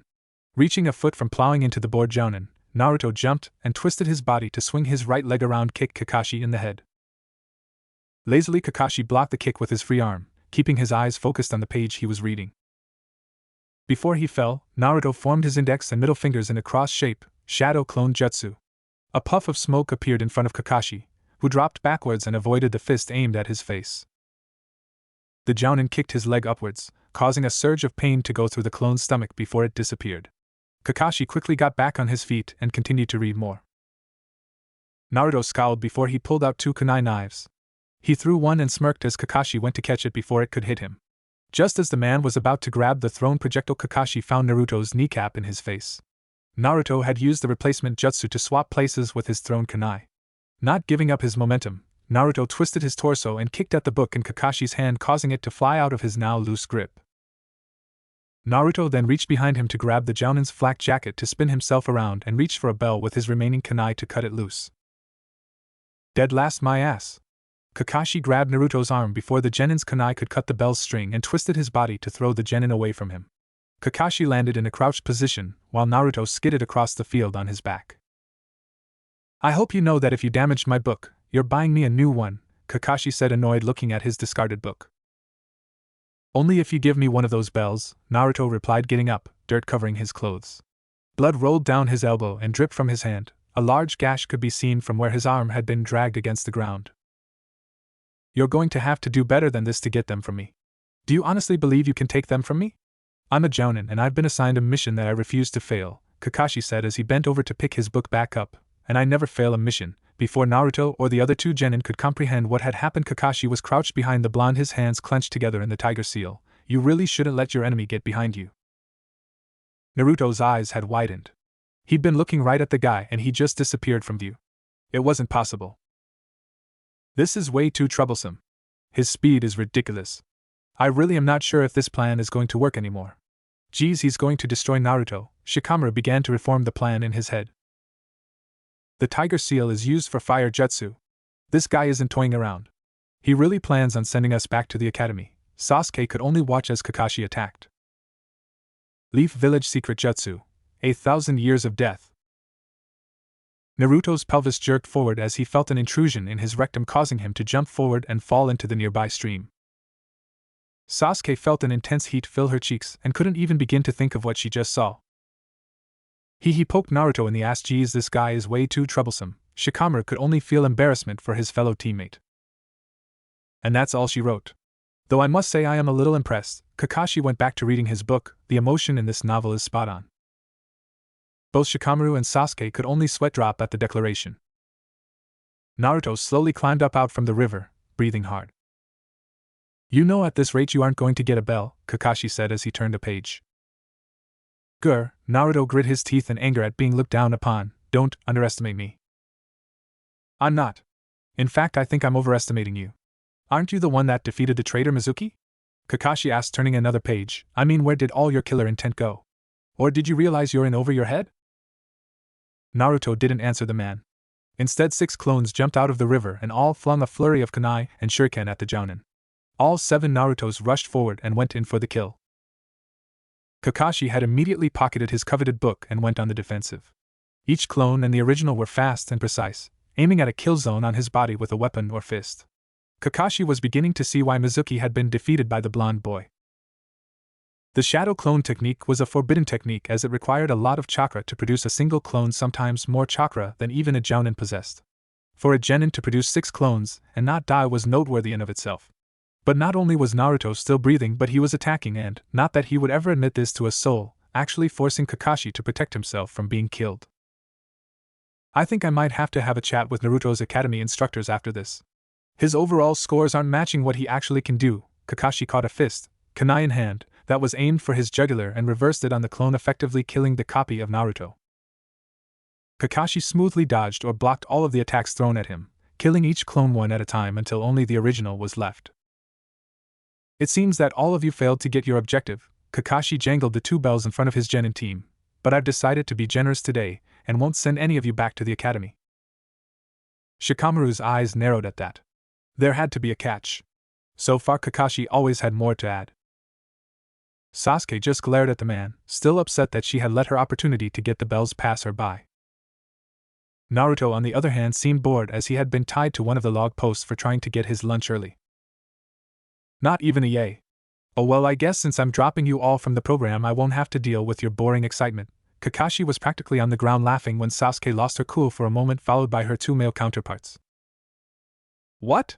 You said if we failed we'd only be sent back to the academy. Sasuke yelled, you lying bastard.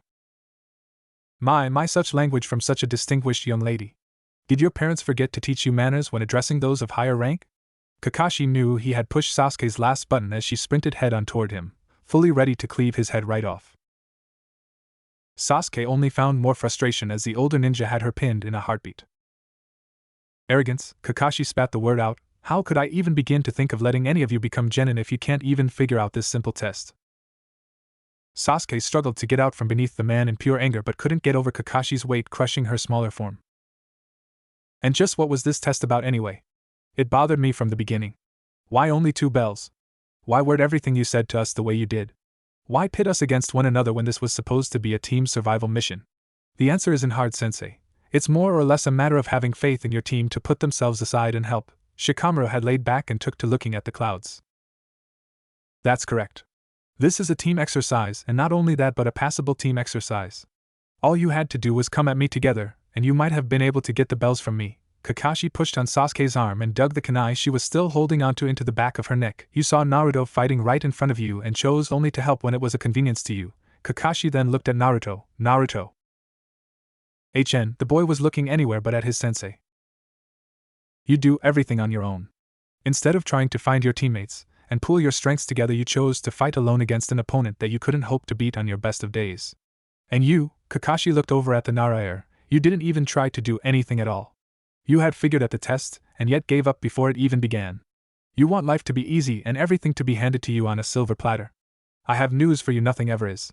Shikamaru, I want you to kill Naruto or Sasuke dies. Kakashi decided to add a little flair for style and released a small amount of killing intent, effectively causing the 3 genin to go rigid. Do it. Now, Kakashi dug the kunai into Sasuke, who gave a yelp of pain as blood began to run down her neck. Shikamaru had sat up when Kakashi had given his order, and was now frozen. His eyes had moved slowly toward the bound Uzumaki, who was looking back at him. Silence had filled the training ground. After a minute, Kakashi let up on the ki and released Sasuke before getting up and walking over to the decorative stone that had been placed off to the side. That's what happens. Someone makes a mistake and the others are left with an impossible choice to make. Kakashi stared intently at the stone. So all we have to do is work as a team and we pass? It seems you were right, Shikamaru. Kakashi's world came crashing down on him as Sasuke spoke up. The jounin turned around and saw Sasuke cutting Naruto loose. Yeah. It's still troublesome though. I really was hoping one of you guys would get a bell by now, but I guess we were underestimating Sensei. Shikamaru shrugged in irritation before sighing. What do you think you're doing, Sasuke? Naruto is being punished for going against my rules. Perhaps you were hoping to join him? Besides, the test is over. You missed your chance to become genin. Kakashi was beginning to get annoyed with these kids. I have to say we figured this test out before you even showed up. I figured you would use the old divide and conquer routine, so we decided to play along to wear you down. Shikamaru then pointed to the clock as Sasuke spoke up. Taijutsu and ninjutsu aren't the only skills that ninja have, sensei. Genjutsu is something you should have learned to break out of in the academy. The smirk on Sasuke's face was driving Kakashi up a wall, but nothing could help the shock that shook his whole being as he saw the hands on the clock go from 12:15 back to 11:55. You said that if we wanted to pass we had to come at you with the intent to kill, right? Naruto finally spoke up as he rubbed where he had been bound at his wrists. Well then, prepare to die, sensei. Naruto and Sasuke suddenly poofed out of existence as a volley of kunai and shuriken came flying from where they had been before. Kakashi jumped out of the way only to feel an intense heat come flying towards him. Looking up, Kakashi saw a wall of fire engulfing the entire field. Fire style, Grand Fireball Jutsu. Water style, Typhoon Wall Jutsu. Kakashi had flashed through his hand signs as fast as he could and erected a wall of water in the nick of time. Shadow Possession Jutsu. Shikamaru called out his family's famed jutsu and ensnared Kakashi in place. Naruto, now's your chance. Naruto came flying toward Kakashi. Did you think for 1 second, sensei, that I was going to let myself fail? Naruto yelled at him. The red glint in Naruto's eyes had made Kakashi's hair stand on edge and his stomach drop, but he didn't know why. Kakashi knew he shouldn't feel this way when facing a genin recruit. He knew something off. For the briefest of seconds, Kakashi felt fear. Naruto's punch landed square center of Kakashi's stomach, causing some pain to Kakashi. Still trapped by Shikamaru's jutsu, the white-haired jonin could only watch as the team he viewed as failures, as not worth his time, succeed in his test, and in grabbing the bells.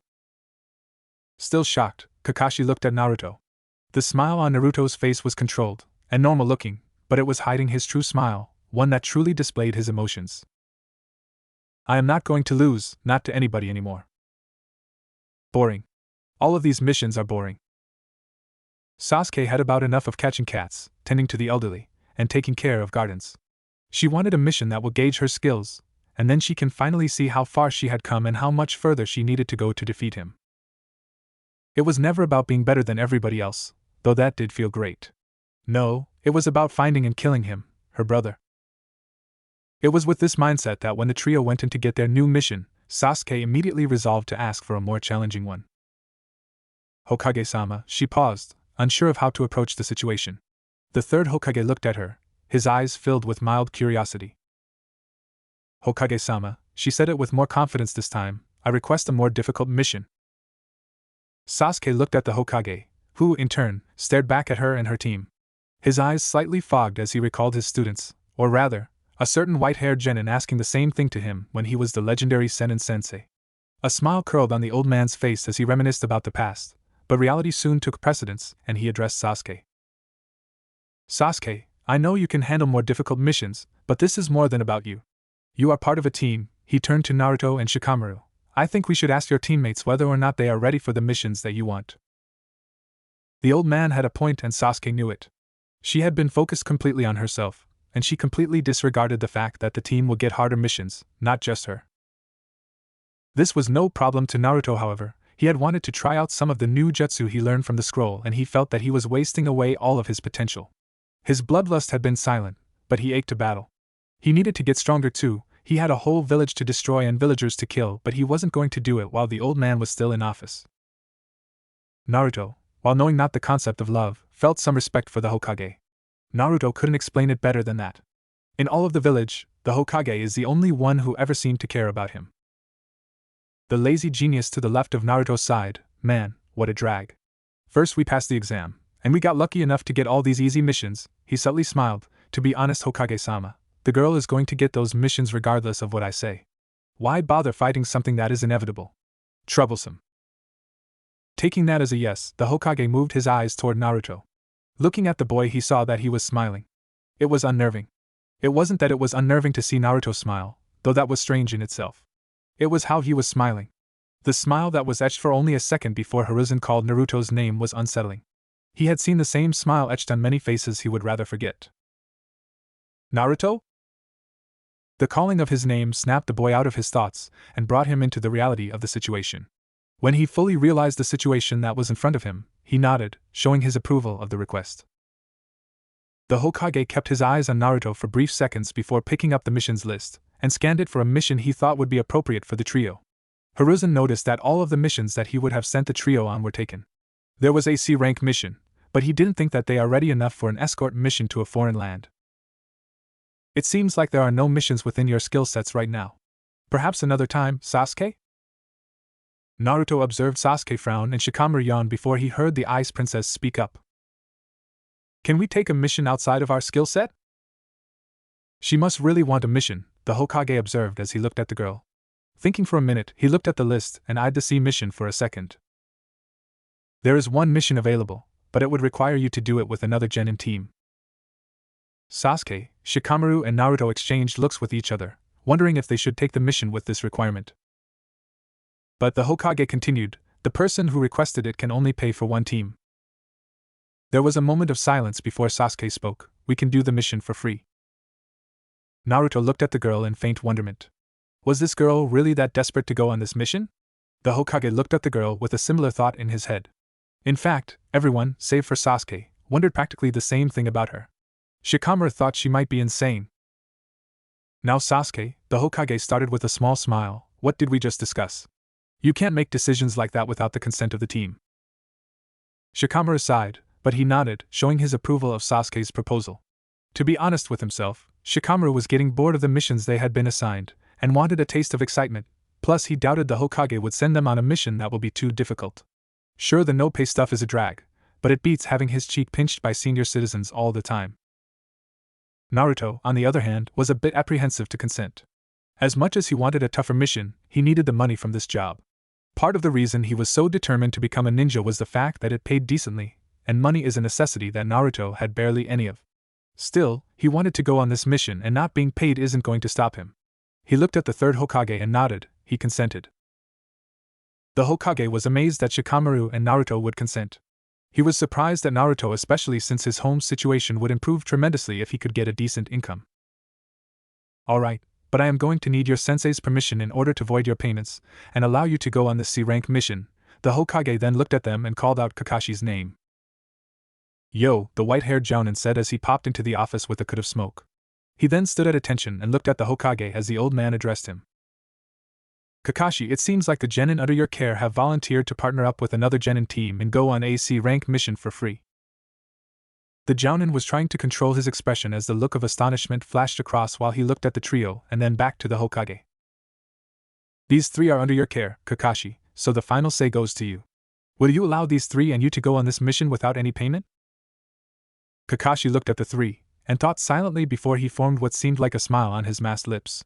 A normal sensei would flatly refuse, but after seeing what the three could dish out when he tested them, he decided to let them go. Alright, Kakashi then looked at the trio, I'll give my consent for you drama queens and I to go on this mission, he then grumbled to himself, but still loud enough to be heard, for free. Sasuke, who was practically sure that Kakashi would refuse, smiled. She had gotten what she wanted, though not without some sacrifice. Naruto remained stoic, but he was barely controlling his emotions, as he didn't want to reveal too much to the others on how he was truly feeling. He took the ninja way of deception to heart as he realized that the less people knew about the true him, the more oblivious of his goals they are.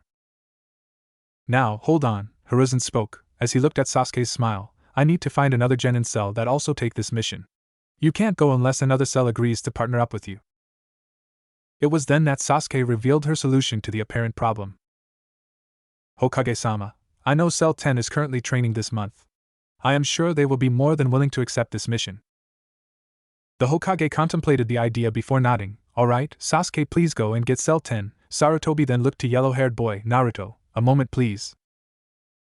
The Hokage got up and began to move towards office exit with Naruto in tail. Naruto, how have you taken to life as a ninja? The Hokage asked, looking a bit concerned for the boy. The Hokage's eyes flashed a look of sadness as he remembered the circumstances of Naruto's life. He often wondered if he was doing enough to ensure that Naruto would become one of the greatest beacons of hope and happiness in the village, but it seems that no matter how caring the Hokage can be, others will be 10 times more destructive. Naruto stayed silent, as he had no real answer for the old man. He just followed silently behind Sarutobi. Glancing at the boy, the Hokage eyes flashed a look of immense pity. How much damage has this boy had to endure? Sarutobi took a breath before talking again. What goals do you have, Naruto? By this time, Sarutobi stopped walking and turned to face the boy. Naruto's heart skipped a beat as he fought for control over his emotions.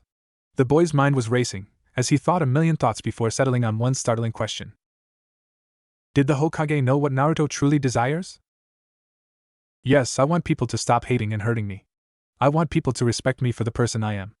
I just want to be. Naruto trailed off and remained silent, shuffling slightly.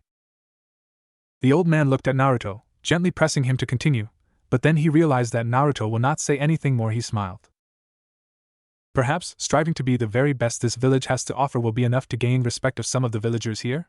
The Hokage seriously considered his words before continuing. Naruto, why not strive to become the Hokage, and truly make the people respect you by taking care of them and defending them? Why? The slip of the tongue was so quick Naruto didn't realize he said it until there was a slight bit of silence afterwards. Sarutobi looked at the boy with a face that clearly showed surprise.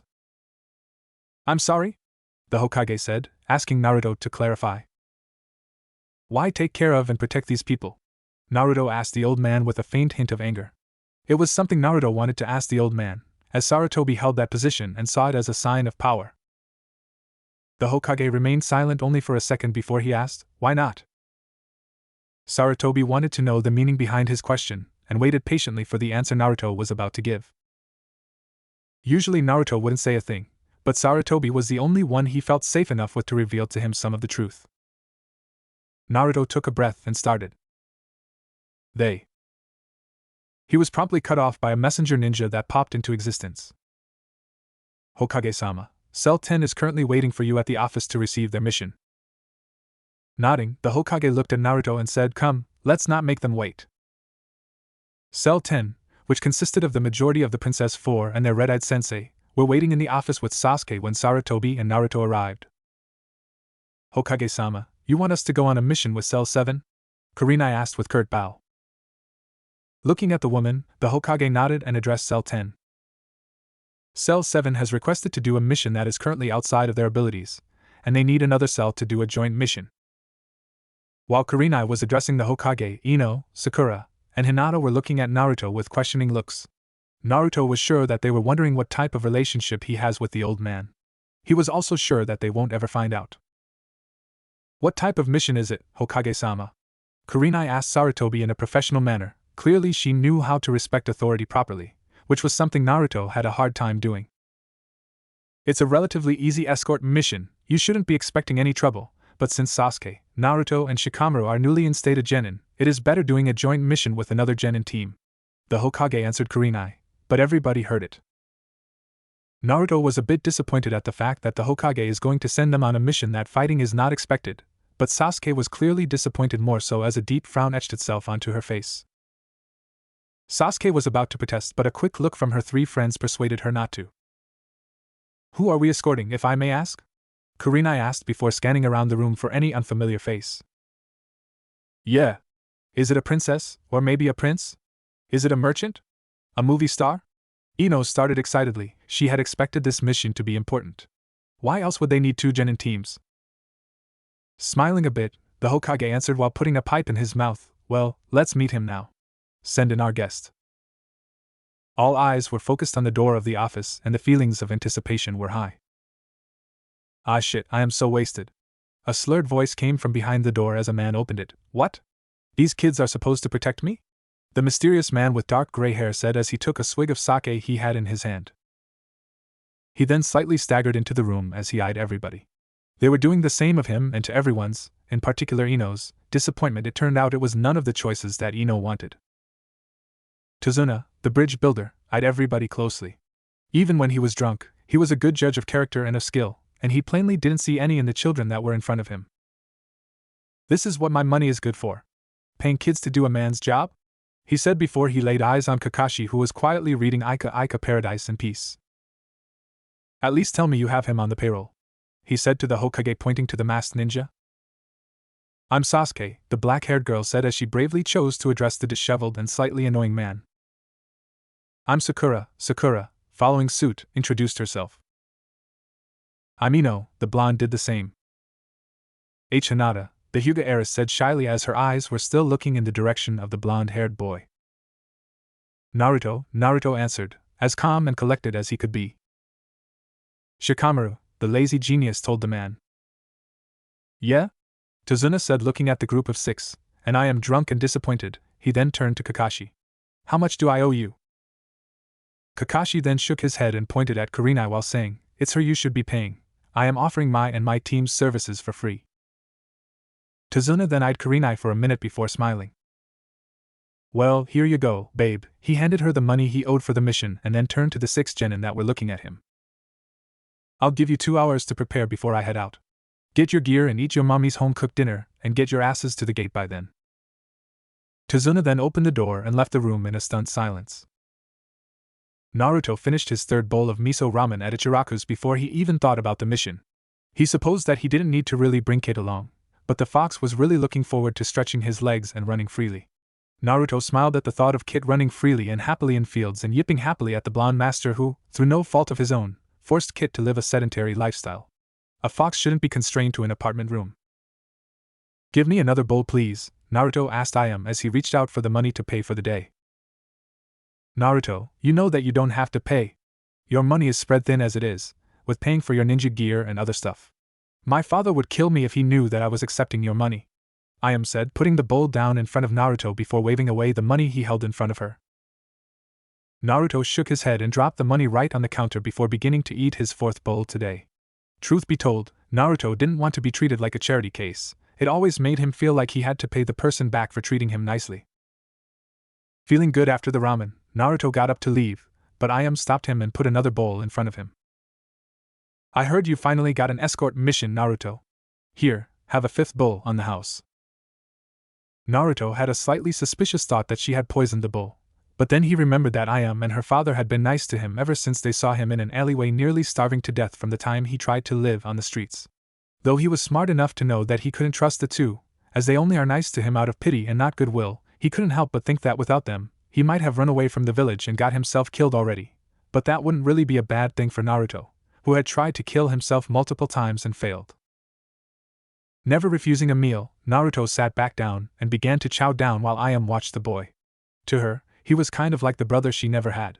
He helped her master the art of making ramen by being her ever-willing taste tester. Remembering him eating everything she put in front of him put a disturbing thought into her head. How much had Naruto been starved to eat everything that was put in front of him like that?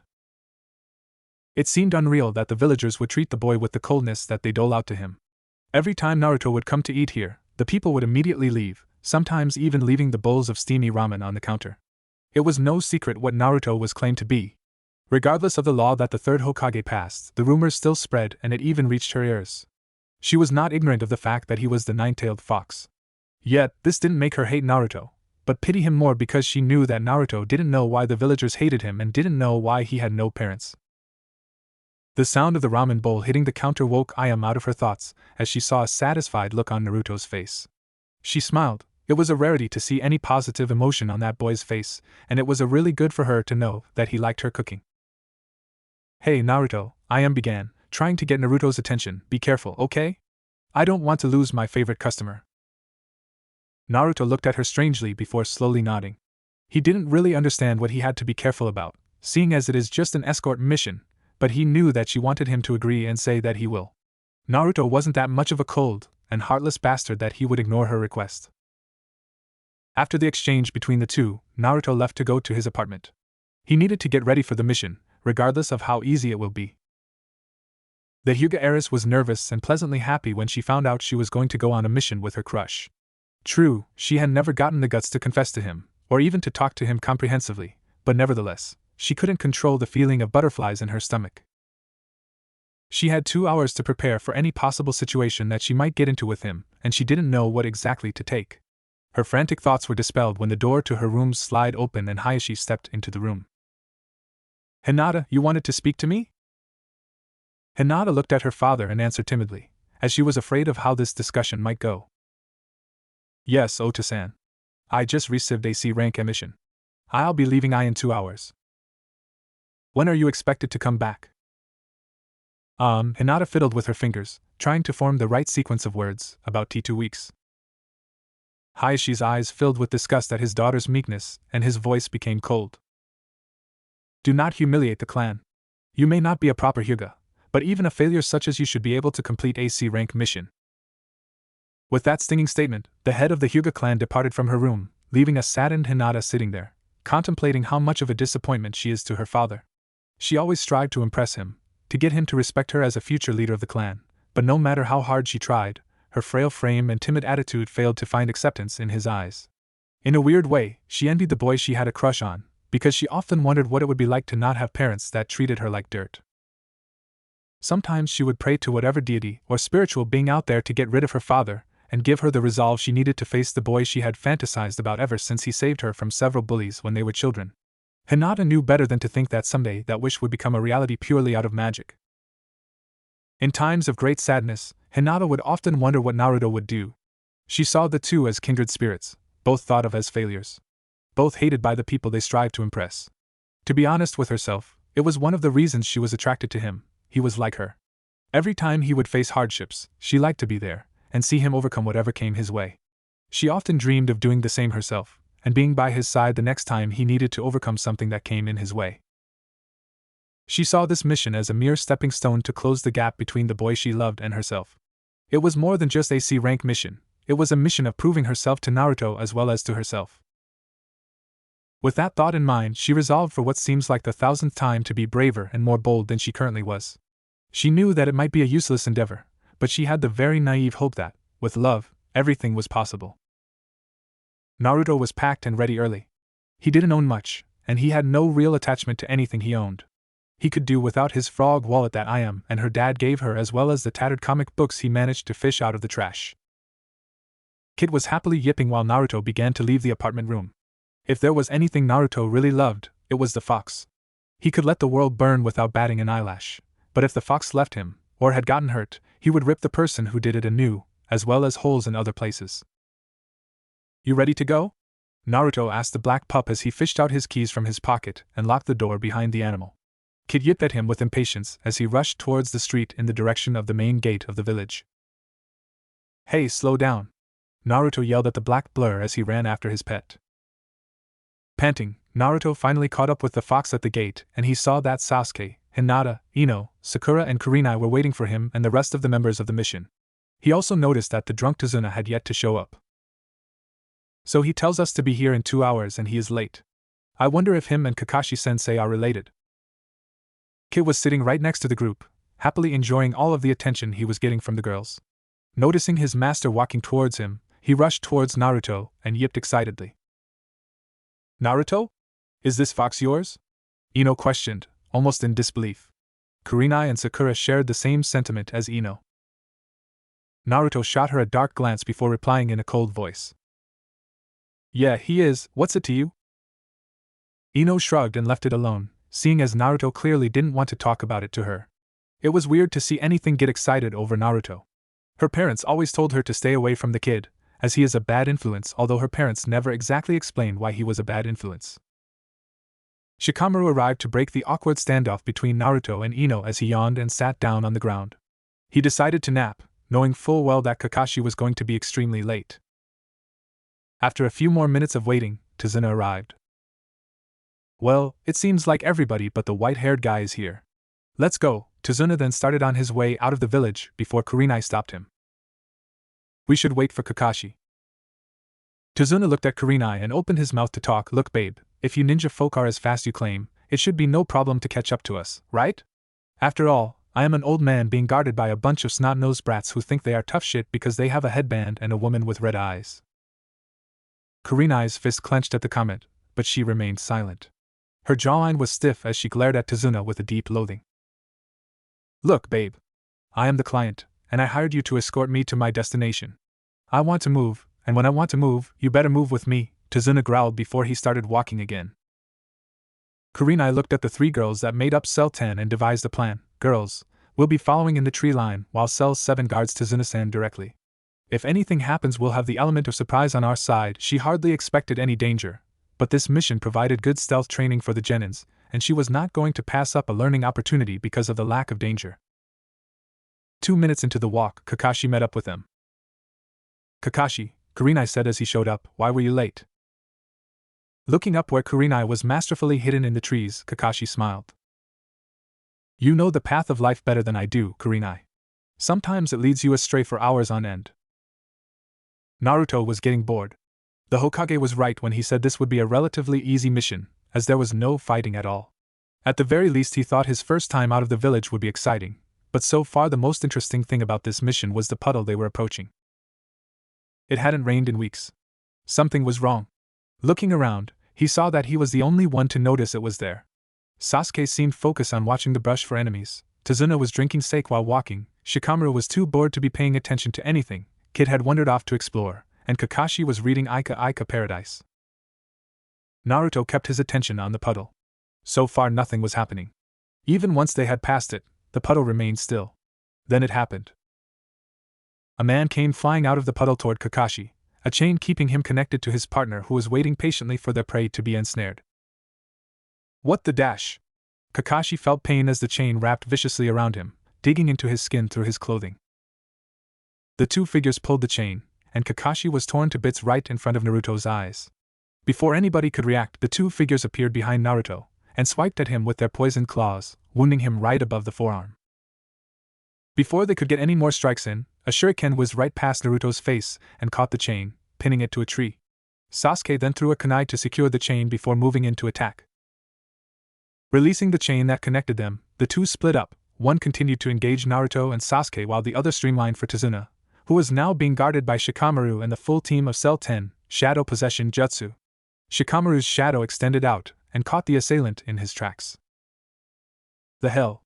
The assailant tried to move but could do nothing as a flurry of shuriken and kunai from the female genin flew at him.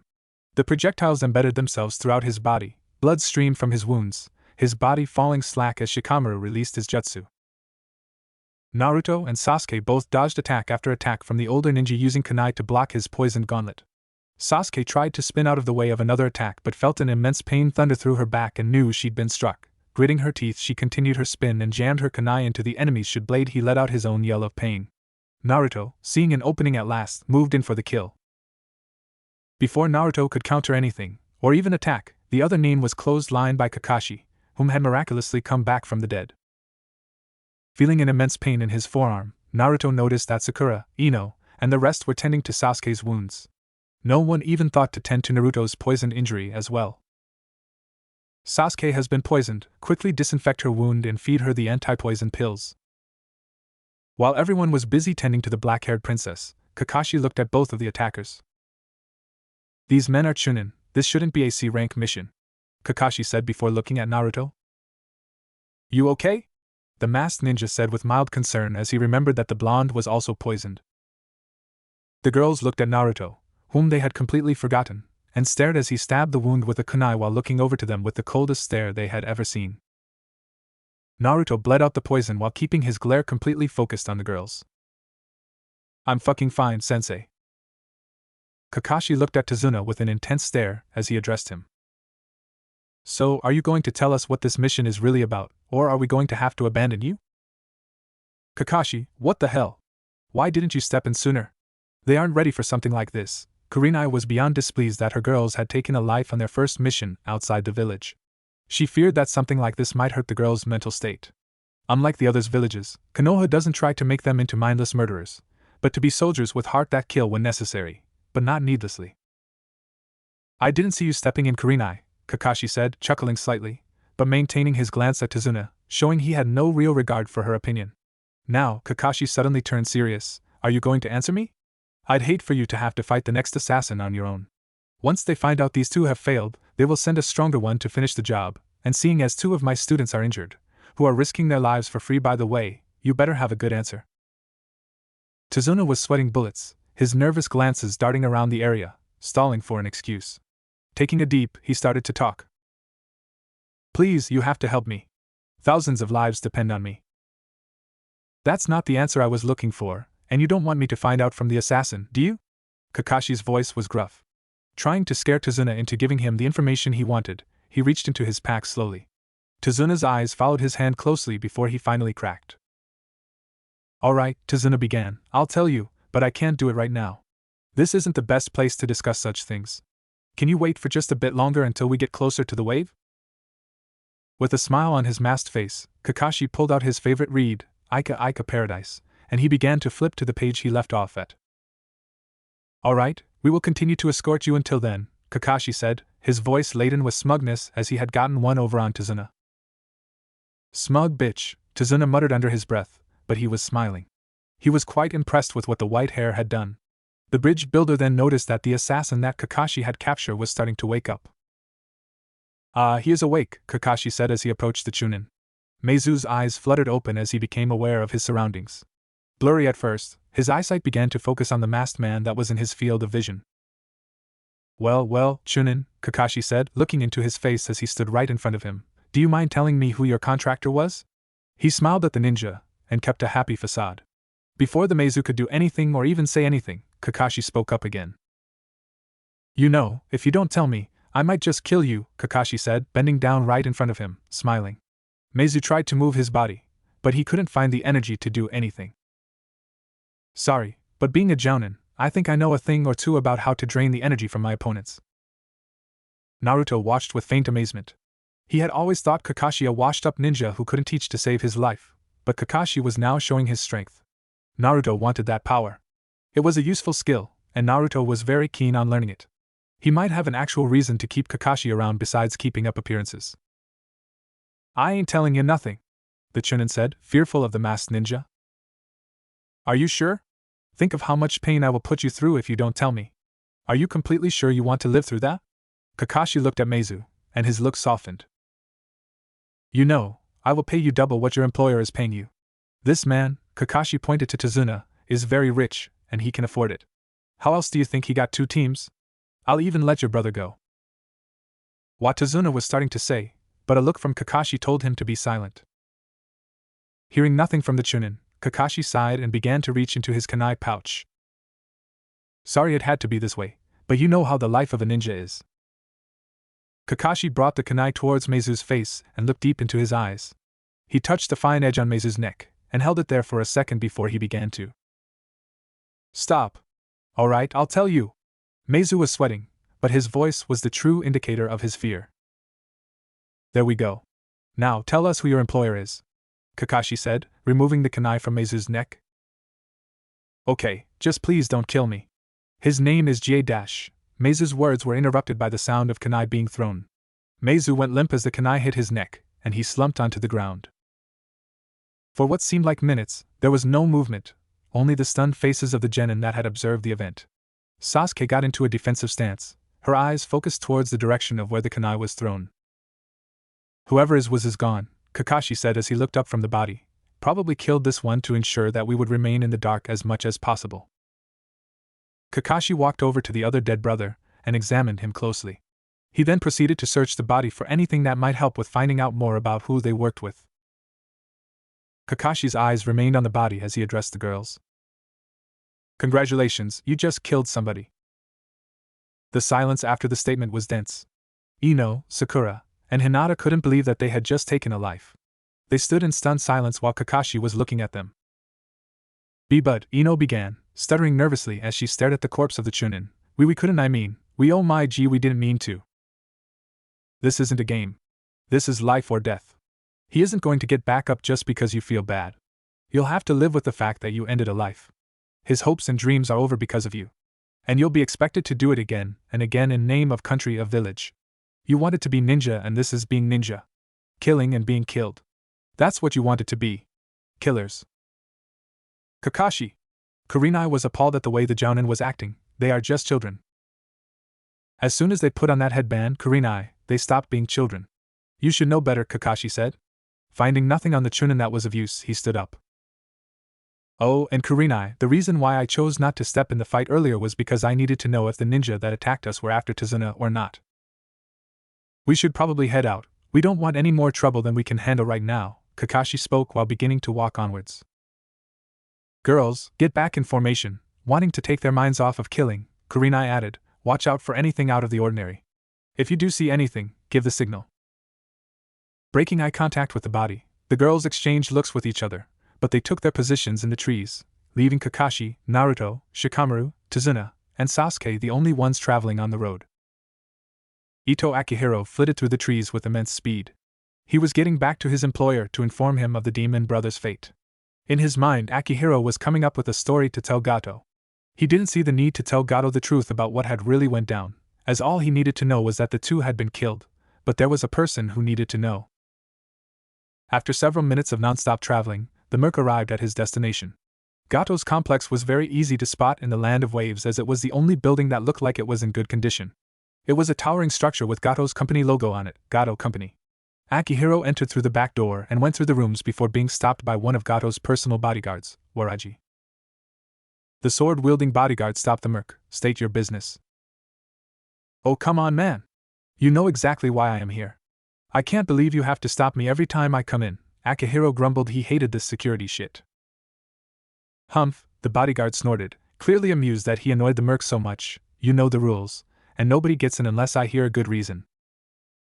You are giving me a good reason to kick your ass right now, Akihiro retorted smugly, very proud at his remark. I am here to report the fate of the demon brothers as well as give him intel on who is guarding the old man.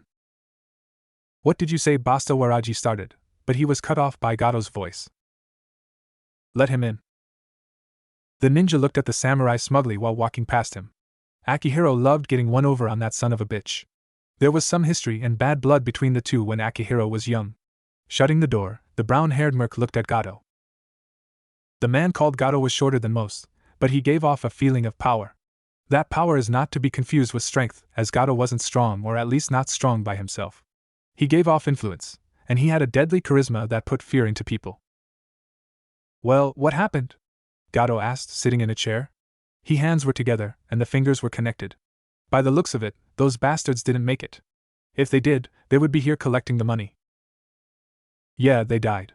The drunk got some leaf ninja to guard him, 2 jounin and 6 genin by the looks of it, Akihiro said looking straight at Gato.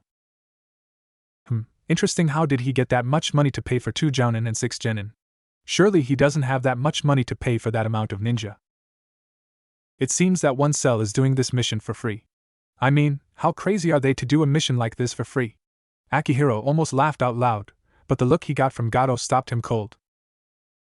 Well, it seems that we might have to send you and him in. Gato visibly shuddered at the thought of dealing with that man. He secretly had hoped that the demon brothers would be enough just because he didn't want to discuss terms with the demon of the mist. Hey, Akihiro started, you know Zabs alone won't be able to beat the 2 jounin and 6 genin. Some of the genin are strong as well. I want to tag along. Gato nodded, giving him permission. He is in the basement training. Get him, and set up an ambush in the land of the waves territory. Smirking slightly, Akihiro exited the room, and walked past Waraji.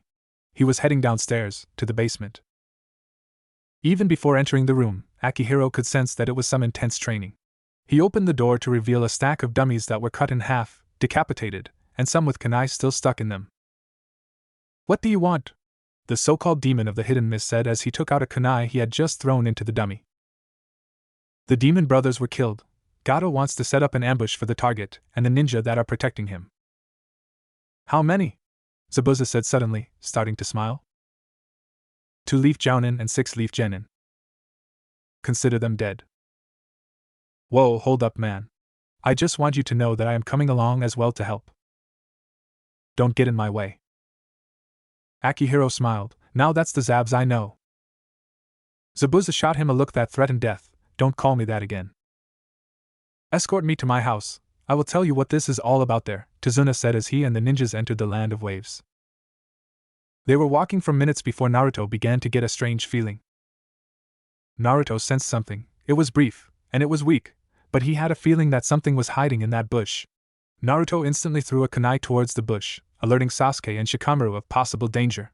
After a few minutes nothing happened, which surprised Naruto as he for sure thought somebody was there. Cautiously approaching the bush, Naruto saw that there was absolutely nothing there. He had made a mistake. Not only did he feel bad himself, but he made a big deal out of it, effectively wasting their time as well as his. Naruto, what was that? Was there anybody there? Sasuke asked the boy as she got out a kunai and stepped closer in Tazuna's direction. When she saw the boy shaking his head, she relaxed a little. Man, troublesome, Shikamaru said as he lowered his guard. There it was again, the presence Naruto felt. This time it was in a bush on the other side of the road. Being more cautious now, he waited patiently and quickly threw the kunai. This time it hit something, as there was the sound of bushes rustling and a sudden stop. The team was prepared for any possible ninja attack, but what Naruto pulled out was no such thing. It was a white rabbit. Naruto had hit it with a kunai, and the white coat was now tainted with blood. A sudden yip escaped from Kit, who had returned quickly to see what the commotion was about. Naruto had no idea what to do, as he had no experience with dying animals. He looked to Sasuke. Naruto, there is nothing we can do, Kakashi said, stopping to look at the boy, get the kunai and continue on dash. The masked Jounin noticed something strange about the rabbit. It had white fur. Rabbits only grow white fur in the winter, but it's not winter. This rabbit is domestic. If this rabbit is domestic, what is it doing here? Kakashi thought for a moment before his eyes widened. Could it be a sub-dash? Get down! Kakashi yelled suddenly, realizing what the rabbit entailed for the group. It was not a moment too soon. As soon as Kakashi had said that, a huge sword spun above them through the air and embedded itself in a tree in front of Kakashi. Good reflexes, but that is to be expected when you are facing one of the best ninja of the leaf, Kakashi of the Sharingan. Sharingan? The three genin thought. Sasuke looked at Kakashi with suspicious eyes. Only a select few of the Uchiha clan possessed that bloodline. Could he be? The raven-haired princess thought, her eyes still focused on her sensei. A figure appeared, standing on the hilt of the huge sword. The figure was of one Zabuza Momochi. His back was facing the team, and he was looking over his shoulder at Kakashi. Kakashi tensed. He knew this man. Zabuza was the monster of the hidden mist. He was raised to kill anybody, even his own classmates. Zabuza. The demon of the hidden mist surveyed the team and found that there were 3 genin. Akihiro said that there were 6 and 2 jounin, so that meant that the rest were hiding somewhere. Zabuza threw 10 kunai in 10 separate directions in order to draw the rest of the ninja out. Come out, I know there are more of you. Cell 10 dropped from the trees and into the road between Kakashi and Tazuna. Ha! See Zabs, I told you there was a hottie here, Akihiro said as he appeared right beside Zabuza, red-eyed beauty she is. Kurenai tightened her grip on the kunai as she observed Akihiro looking at her with a look that did not bode well for her. Hinata, Ino, Sakura, go into the swastika position, protect Tazuna with your life. Follow their lead, Cell 7, Kakashi said, his eyes still on Zabuza. If half of what I heard about you is true, I can't beat you in my current state. Naruto saw Kakashi's left head reaching up to his headband as he began to lift it. Hottie, you are going to battle me, Akihiro said, eyeing her genin team. You might want to leave the kiddies behind. You don't want them to die, do you? Naruto, Shikamaru, Sasuke, whatever you do, do not leave formation, do not join the battle, do not leave Tazuna, Kakashi said, revealing his Sharingan to Zabuza. Let's fight. Kurenai had thrown a kunai at Akihiro. Same goes for you, Cell 10.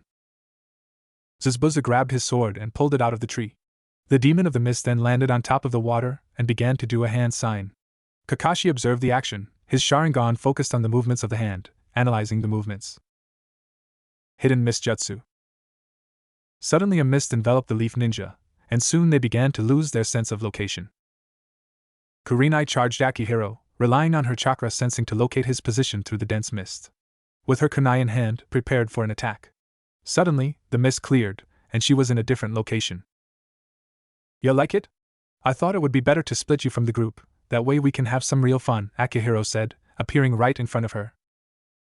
Water kunai replication, the ninja opposing Kurenai said, giving the appropriate hand signs. 10 kunai appeared in his hand as he smiled. I ain't sure what you leaf folks do to prepare for the life of a ninja, Akihiro suddenly threw the kunai at the woman, but my village put me through hell to train me to become a deadly killer. The 10 kunai went straight for the jounin, who had prepared her hand signs as soon as she saw them. Right as they were about to hit, Kurenai replaced herself with a log, and hit herself on a tree branch. Illusion Clone Jutsu, the Genjusta master declared, sending in a clone into the battle while she maneuvered in the trees to get into a good position. Finding the perfect spot to survey the assassin, she watched him going up against the illusion clone. Being that the clone is merely an illusion, it can't inflict any amount of damage to the opponent, but it is quite good at looking and sounding like the real deal. The clone was dodging all that Akihiro could deal out. Come on! Fight, won't you? Akihiro said, I am tired of you dodging. Kurenai smiled as she prepared the kunai. Attaching paper bombs to the bladed weapons, she kept observing the clone weaving around the opponent, keeping just out of reach of the punches. When she finally finished adding the tripwire, she threw the kunai and they embedded themselves into the group, effectively making a tripwire mine, just waiting to be set off by an unknowing victim. The unknowing victim in this case would be Akihiro, who was too busy focusing on the clone to be paying attention to his surroundings. He was getting frustrated that he couldn't hit her, and that she wouldn't fight back. He kept throwing those punches. First he tried to give an uppercut, but the clone dodged with grace and kept out of his reach. This bitch, Akihiro thought as he was continuously giving his barrage of punches, some that seemed to simply phase through her, as she was too fast to be caught. He gave her a couple quick jabs to the abdomen, but again, it seemingly phased right through her, almost as if he was merely punching a ghost. After a few more instances of that, he soon caught on. The Kurenai he was facing right now was simply a clone. Ignoring the clone, he now started to scan the treetops, deducing that the Jounin must be hiding in there somewhere. Hey, sending in a clone to distract me is weak. Are you sure you even deserve the title of Jounin? I think the way you fight is rather childish, Akihiro said as he was still observing the treetops. Suddenly, a kunai with a paper bomb attached to it landed right near Akihiro's feet. Noting the paper bombs, Akihiro moved backwards, towards the tripwire. It was all according to her plan. Sure, the clone thing was a bit unexpected because she thought it would gain her more time for an adequate strategy to put this man down. Seeing that time dissipate as the assassin saw through her clone, she threw the kunai in order to draw him towards the tripwire to seal his fate. She waited patiently as Akihiro's left foot caught the wire and broke it, setting off the paper bombs. The explosion left nothing but a burned patch of grass. Kurenai thought this was strange, seeing as the explosion was nowhere near enough to completely disintegrate the body. Nice try, but the only thing you managed to defeat was my water clone that I created while we were still in the mist, a familiar voice said as Kurenai felt the sting of a kunai piercing her back. Almost on instinct, Kurenai shifted her body and moved her legs to kick him away. The action succeeded as Akihiro flung back, stunned that the Jounin pulled off an attack when injured. A smile appeared on Akihiro's face nonetheless, seeing as he had stabbed her with a kunai coated with a special poison that slowly depleted chakra. Without proper treatment, she would be dead in 12 hours. That didn't stop Kurenai from throwing her last couple kunai at the assassin. Immediately after throwing the kunai, she began to perform a series of hand signs. Genjutsu, trees of a million sufferings. Akihiro felt trees suddenly envelope him as his eyes lingered on Kurenai's smug expression. As soon as he felt it, he knew it was over for him. The tree branches turned into spears as they impaled Akihiro in various places. He felt like his body was constantly being stripped of skin as twigs, stubs and full-size branches pierced his body. Akihiro wanted to scream, but a branch had shoved itself in his mouth and burst through the back of his throat. He remained completely silent while the illusion master approached him. Kurenai picked up a discarded kunai and approached the victim of her genjutsu. He was completely rigid, his mouth hanging open to sound out a silent scream. His eyes followed her, as he was conscious of her movements, but he couldn't do anything about it. He was bound in her web of illusion, and he had wasted all of his energy fighting a clone. The red-eyed Jounin was breathing heavy as she stumbled up to Akihiro. Her back injury paining her greatly, she raised the kunai slowly. I am sorry, but you must die, Kurenai said as she prepared to end his life. Wait, please, Akihiro started, mustering enough energy to talk, but barely whispering, I don't want to die, please. The begging words did nothing for him as Kurenai had resolved to kill him, even if it costs her own life. Please, he said desperately, I'll tell you everything. Please, spare me. I don't want to die. There is nothing you can say that will ever spare your life, Kurenai said as she pressed the kunai against his neck. I don't want to donkey dash. In one brief, fluid motion, it was over. The begging stopped, and Kurenai had won. Kurenai turned on her heel and made her way back to the others. Each step was more difficult to take than the last, the stinging in her back spreading. Her eyes widened in recognition. Poison. That damn! Knowing she didn't have much time, Kurenai pushed on to the others in time to see a masked nin disappear with the body of Zabuza limp, dead, in his grasp. Kakashi looked worse for wear but was fine overall. Swinging her ruby eyes to the genin, she saw that Hiteen was still in one piece, guarding Tazuna still. Kakashi's genin looked rough up and exhausted. What happened, Kakashi? Hunter Nin, Kurenai nodded her head in understanding. And the genin? They're fine. A few close calls, but they proved themselves today. All of them. Kurenai couldn't help but notice Kakashi's nod at the blonde genin who had separated himself from the others, holding his headband in his hands before he retied it to his forehead. Kurenai clutched at her heart as she fell to her knees, her 3 genin rushing to her side. Sensei! All 3 of them screamed at the same time. Kurenai's back wound finally revealed to the group. Kakashi was beside her in a flash and quickly inspected her injury and glared poisoned. We'll have to move fast. Cell 7 form up on Tazuna. We're moving out now. Foregoing the shadowing plan, Cell 10 walked in formation around Tazuna. Kurenai, nearly unconscious, was leaning on Kakashi, who was in front of Tazuna. Tazuna's house came into sight as Naruto gazed ahead in the distance. The two-story cottage-themed house looked pretty normal to Naruto.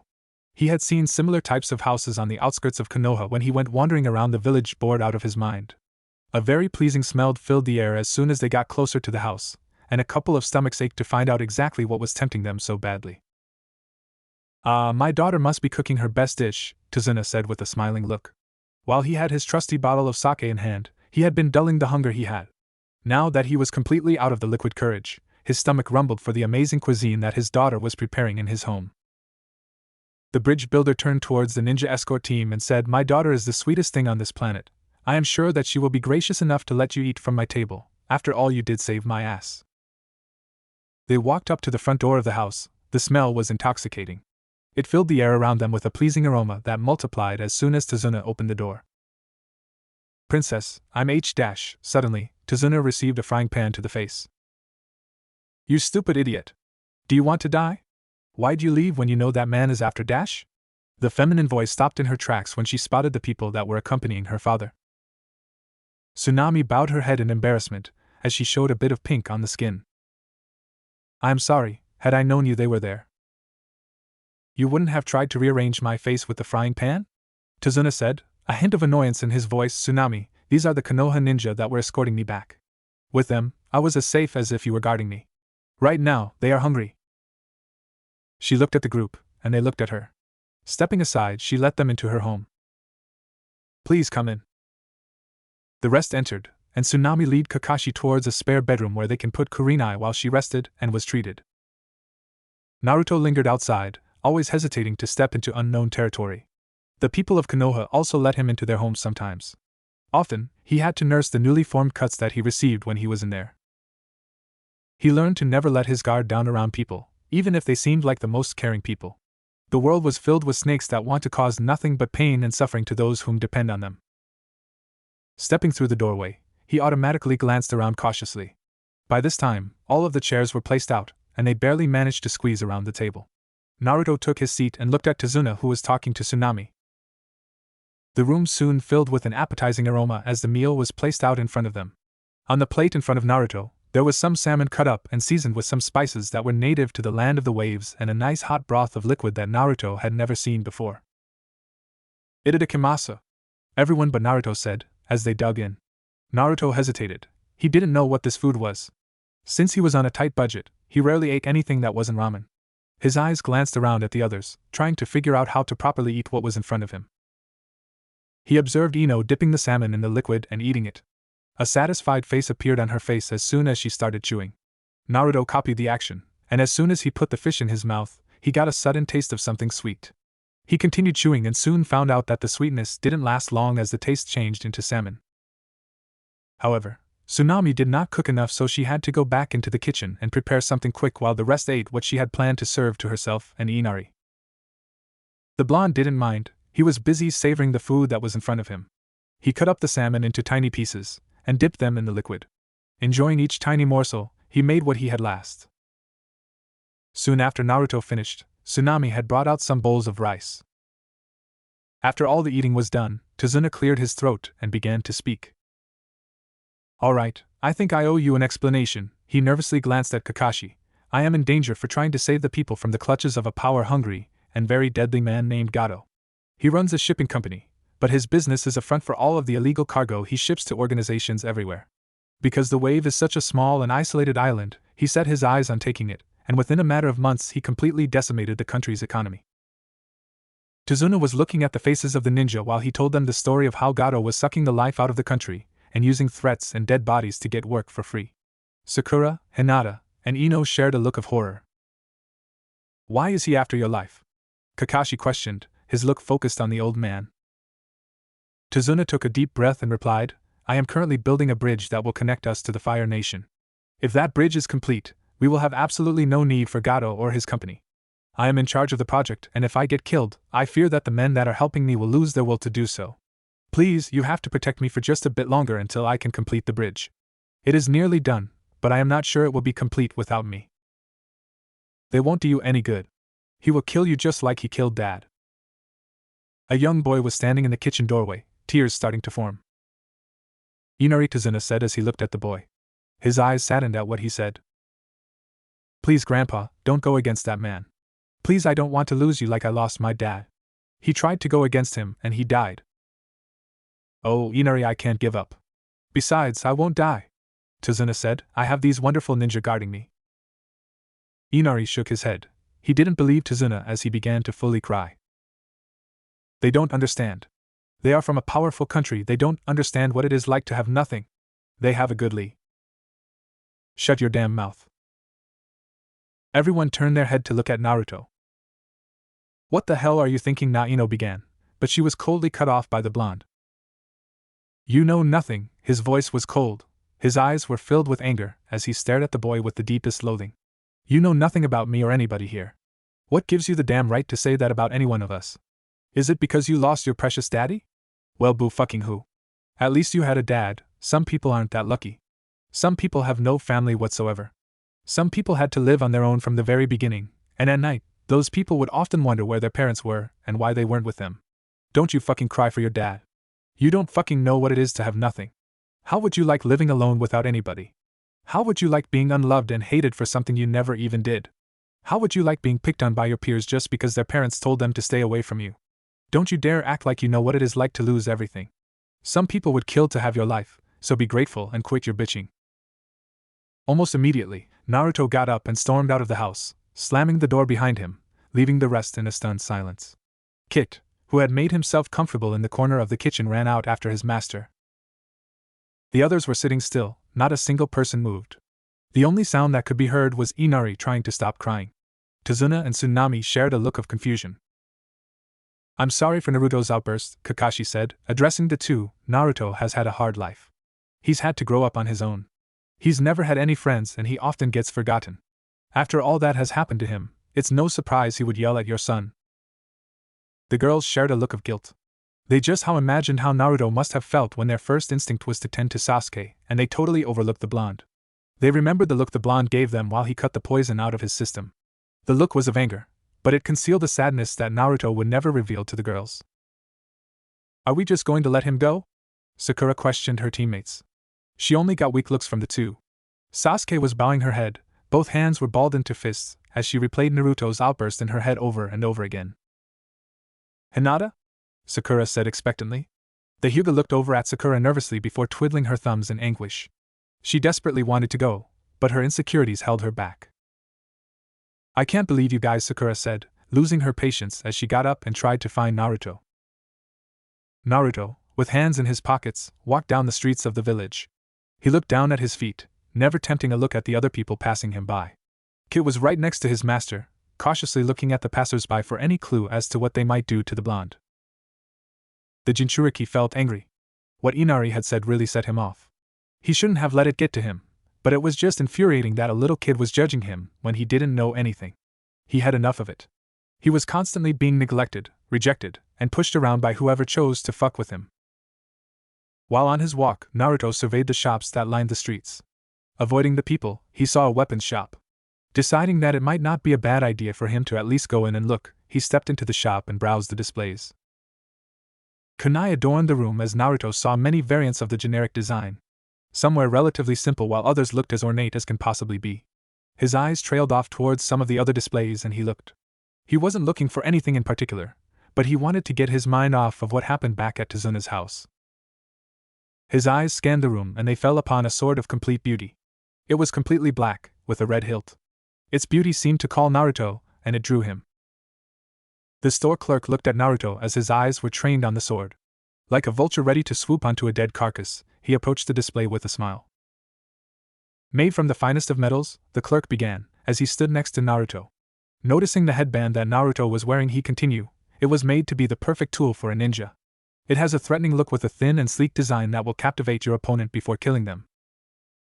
How much? The boy asked, wondering how much this piece of utter beauty might cost. Usually, it would cost about 3,000 ryu, but since with was imported, Gato has got to tax this pretty steeply. The clerk smiled at Naruto encouragingly. For you, I will try my best to get you the best deal. How about 3,500 ryu? Naruto couldn't possibly hope to buy that wonderful, ornate, lethal sword as he did not have anywhere near that amount. He did, however, have a fox. Kid moved around the displays, careful not to get caught. They had done this several times before when he needed to steal some food to eat. Naruto distracted the sales clerk by taking him to some other displays and questioning him about the designs and functions of this variant of kunai. The sales clerk replied, this is a fire swirl kunai. It has a fire chakra-infused tip that allows for a detonated incendiary explosion without the hassle of setting up paper bombs. It also explodes on impact with skin and is guaranteed to burn your enemies to the crisp. And this one? Naruto motioned to one that had a 3-pronged tip. Yes, this is an approximate replica kunai used by the Yellow Flash.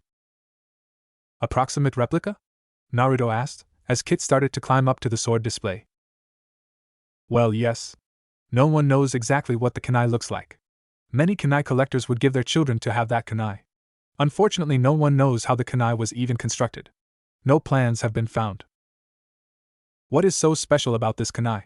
Naruto asked, keeping the clerk focused on the kunai while Kit nudged the display open. According to some reliable sources, the kunai holds the key to the Yellow Flash's movement technique. The clerk was clearly showing off his smarts as he was then moved along by Naruto to another design. Kit grabbed the sword with his mouth and placed it in the scabbard adjacent to the sword. Then, he picked up the scabbard with the sword in it and dropped down. Kit then moved towards the exit while Naruto was busy asking questions with the clerk. I'm done, thank you, Naruto said to the clerk, before moving to the exit. When he opened the door, Kit bolted out, sword in mouth. Naruto waved to the clerk, smiling. Walking back towards the direction of Tazuna's house, Naruto took the scabbard and the sword out of Kit's mouth and held it in his hand.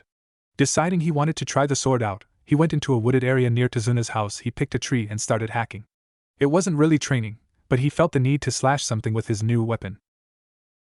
Naruto kept slashing and slashing. People's faces swamped through his head as some of the scars on his body began to hurt, almost as if the wounds reopened. Soon, the tree he had been slashing was losing bark as Naruto slashed and slashed. He found it soothing to slash at the tree. His anger at Inari evaporated, and after a few more slashes his anger at the girls for forgetting him was soon gone. He wondered if his anger at the lead would be gone if he slashed the tree enough. The tree would probably not withstand that amount of slashes. Use that anger, Naruto. Use it to kill all those that stand in your way. A chill ran up Naruto's spine as he stopped his continuous slashing. He looked around, but found nothing. Seek me. Close your eyes and seek me. The voice was familiar to Naruto. He had heard it in his dreams, whispering, taunting, and enticing him. Silence filled the air soon after that. Standing completely still, the blonde Jinchuriki took a deep breath, loosened his body, and closed his eyes. Very good. Naruto opened his eyes to reveal a very different environment. The natural scenery was replaced with cold, urban bricks and what seemed to be a sewer tunnel. Where am I? The boy said, looking around. Welcome to your true home, Naruto. The voice rang out and echoed throughout the tunnel, causing Naruto flinch.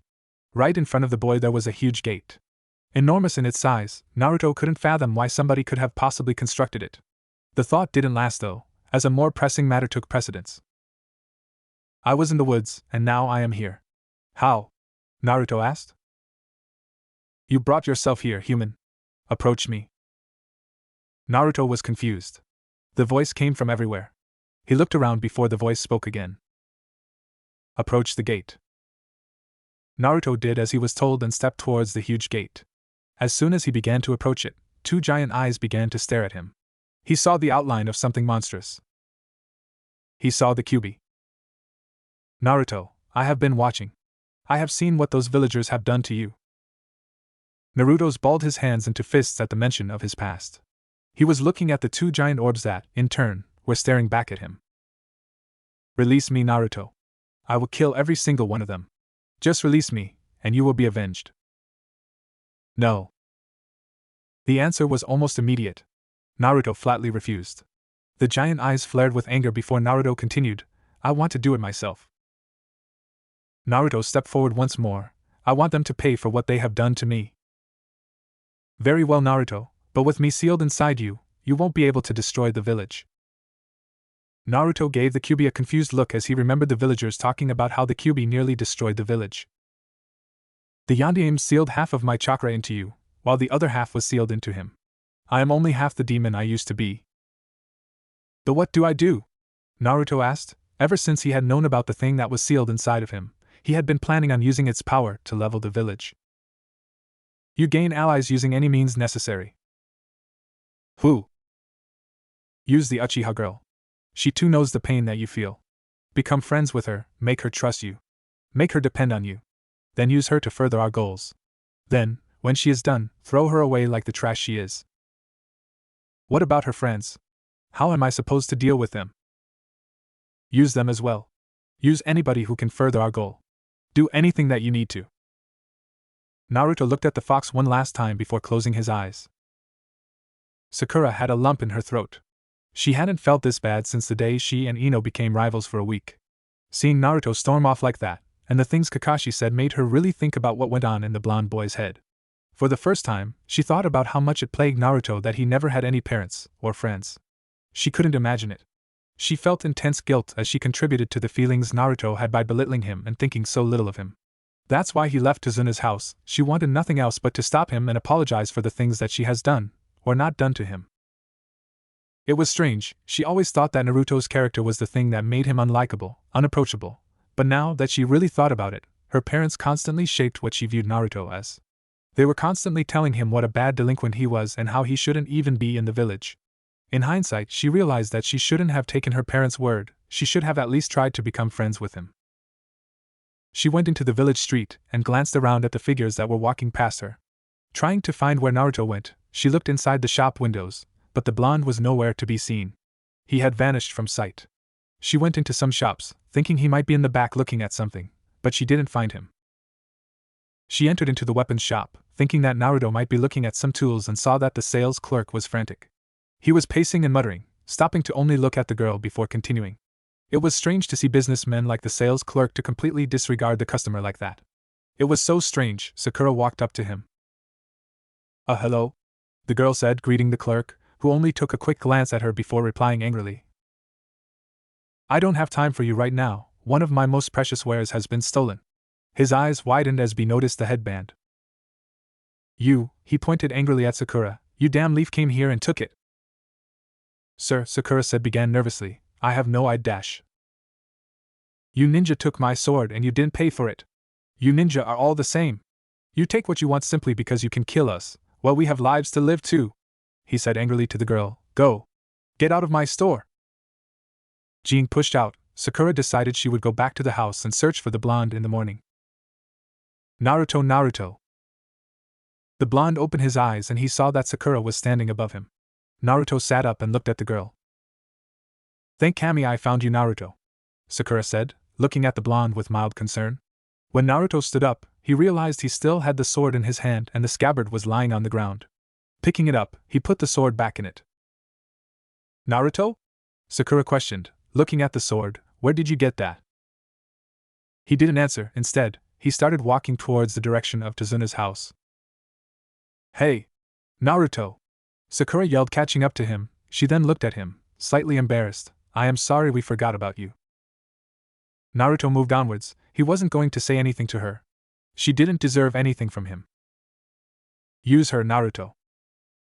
The boy stopped into his tracks for a brief second, causing Sakura to get in front of him. Naruto? Sakura had a confused look on her face. It's nothing, Sakura. It's okay, I forgive you, Naruto said before beginning to walk again. The walk back to Tazuna's was quiet soon after that, but they soon arrived at the house. The smell of breakfast was thick in the air as Naruto realized that he had been gone for a day. Sakura opened the door and entered with Naruto as they heard Itadakimasu. Naruto snuck past the kitchen and put the sword in his knapsack. He didn't want anybody to see it as he would certainly be questioned as to where he went. Well, if it isn't our little drama queen, Kakashi said upon seeing Naruto. Sakura sat down next to Ino and began to eat the food on her plate. Hinata blushed when she saw the blonde, but she said, Hey, are you okay? I'm fine. Naruto looked at the table and saw that there was a place for him at the table. He eyed it suspiciously before Kakashi spoke up. It's yours, Naruto. We didn't forget you this time, he said it with a smile. You might want to eat fast. I am going to teach you all something after we are all done. The boy sat down and began to eat the food that was on his plate. He chowed down vigorously as he wondered what Kakashi might teach them. The girls eat normally, not in a rush, while Shikamaru was taking a nap on the couch. Kit, whom was cuddled up in the corner, was sleeping. Whoa, Kakashi said, chuckling slightly. Eat slow, Naruto. I still have to check up on the red-eyed sleeping beauty. The girls looked at Kakashi with a disapproving stare, but he merely chuckled more and left to see Kurenai. The female jounin was laying in the guest bed, still recovering from the poison that the assassin had administered to her. She wasn't breathing as hard as she was earlier, but it was still clear that she cannot do anything productive. You okay? Kakashi leaned against the doorway, arms folded. Do I look okay, Kakashi? Kurenai replied faintly. Well, I would say you have officially become dead weight. Ha, thanks. No problem, the white-haired jounin said nonchalantly as he entered into her room. He sat right next to the bed and looked at her. I am going to take them out to learn some chakra control. Kurenai looked at Kakashi for a minute before breaking into a laugh. No wonder you are such a bad teacher. It hurt to laugh, but the look on Kakashi's face made it much harder to stop. Kakashi said, looking at her. Kurenai straightened up and looked at him. Chakra control is nothing that they couldn't handle with ease. We are facing a threat that demands more from them than just chakra control. Teaching them chakra control isn't going to help them protect Tazuna. How would that be useful if Sabuza simply blinds them with that misjutsu? You'll need to teach them the basics of chakra sensing to give them a fighting chance. Kakashi mulled over what the female jounin had told him before responding with a nod. I'll take your advice with a grain of salt, Kurenai. It might be a bit much to ask, but are you in any condition to oversee their training? What do you think? The look Kurenai gave to Kakashi made the Sharingan user chuckle before exiting the room, closing the door behind him. Kakashi led the group into a clearing. The clearing wasn't huge, nor was it that much of a clearing. It was just a patch of land that barely had any trees. It was perfect for what Kakashi had planned. Alright, this seems good enough, Kakashi said as he got out 6 kunai and threw each one at a different tree. He then looked at the 6th and said, with the power of chakra, ninja can do the impossible. From making clones, he looked at Naruto, as he faintly remembered being told that he had a hard time with that, to climbing up trees. Kakashi then demonstrated this amazing feat by walking up the side of one of the trees with a kunai, and then standing completely still. Jumping off, Kakashi began, Today, you'll be learning to control your chakra to do the very thing that I just showed you. Ino raised her hand. How exactly will this help us? Kakashi sighed as he explained, chakra control is a necessary part in being a ninja. With chakra control, you can do the most amazing of acts and the most devastating of jutsu. With a decent amount of control, you can do more without using any more chakra than you need. This exercise is also very useful in teaching you how to walk on water. In fact, it's almost the exact same thing. So all we have to do is get the kunai from the tree? Shikamaru questioned as he scanned for the shortest tree he can get. He enjoyed the laid-back lifestyle that Tazuna and his family seemed to have at their house, and he wanted to return to that peaceful atmosphere as soon as possible. Correct, Genius-kun, Kakashi said, reveling in the gaze the Nara gave him. All you really need to do is focus your chakra into your feet and contain it. If you can do this while moving your feet, you will have passed this exercise. The sooner you get that kunai from the tree, the more time we have to learn a very important technique that could render that pesky mist jutsu useless if you master it. Now that struck a chord with the genin, who had immediately set to work on controlling their chakra.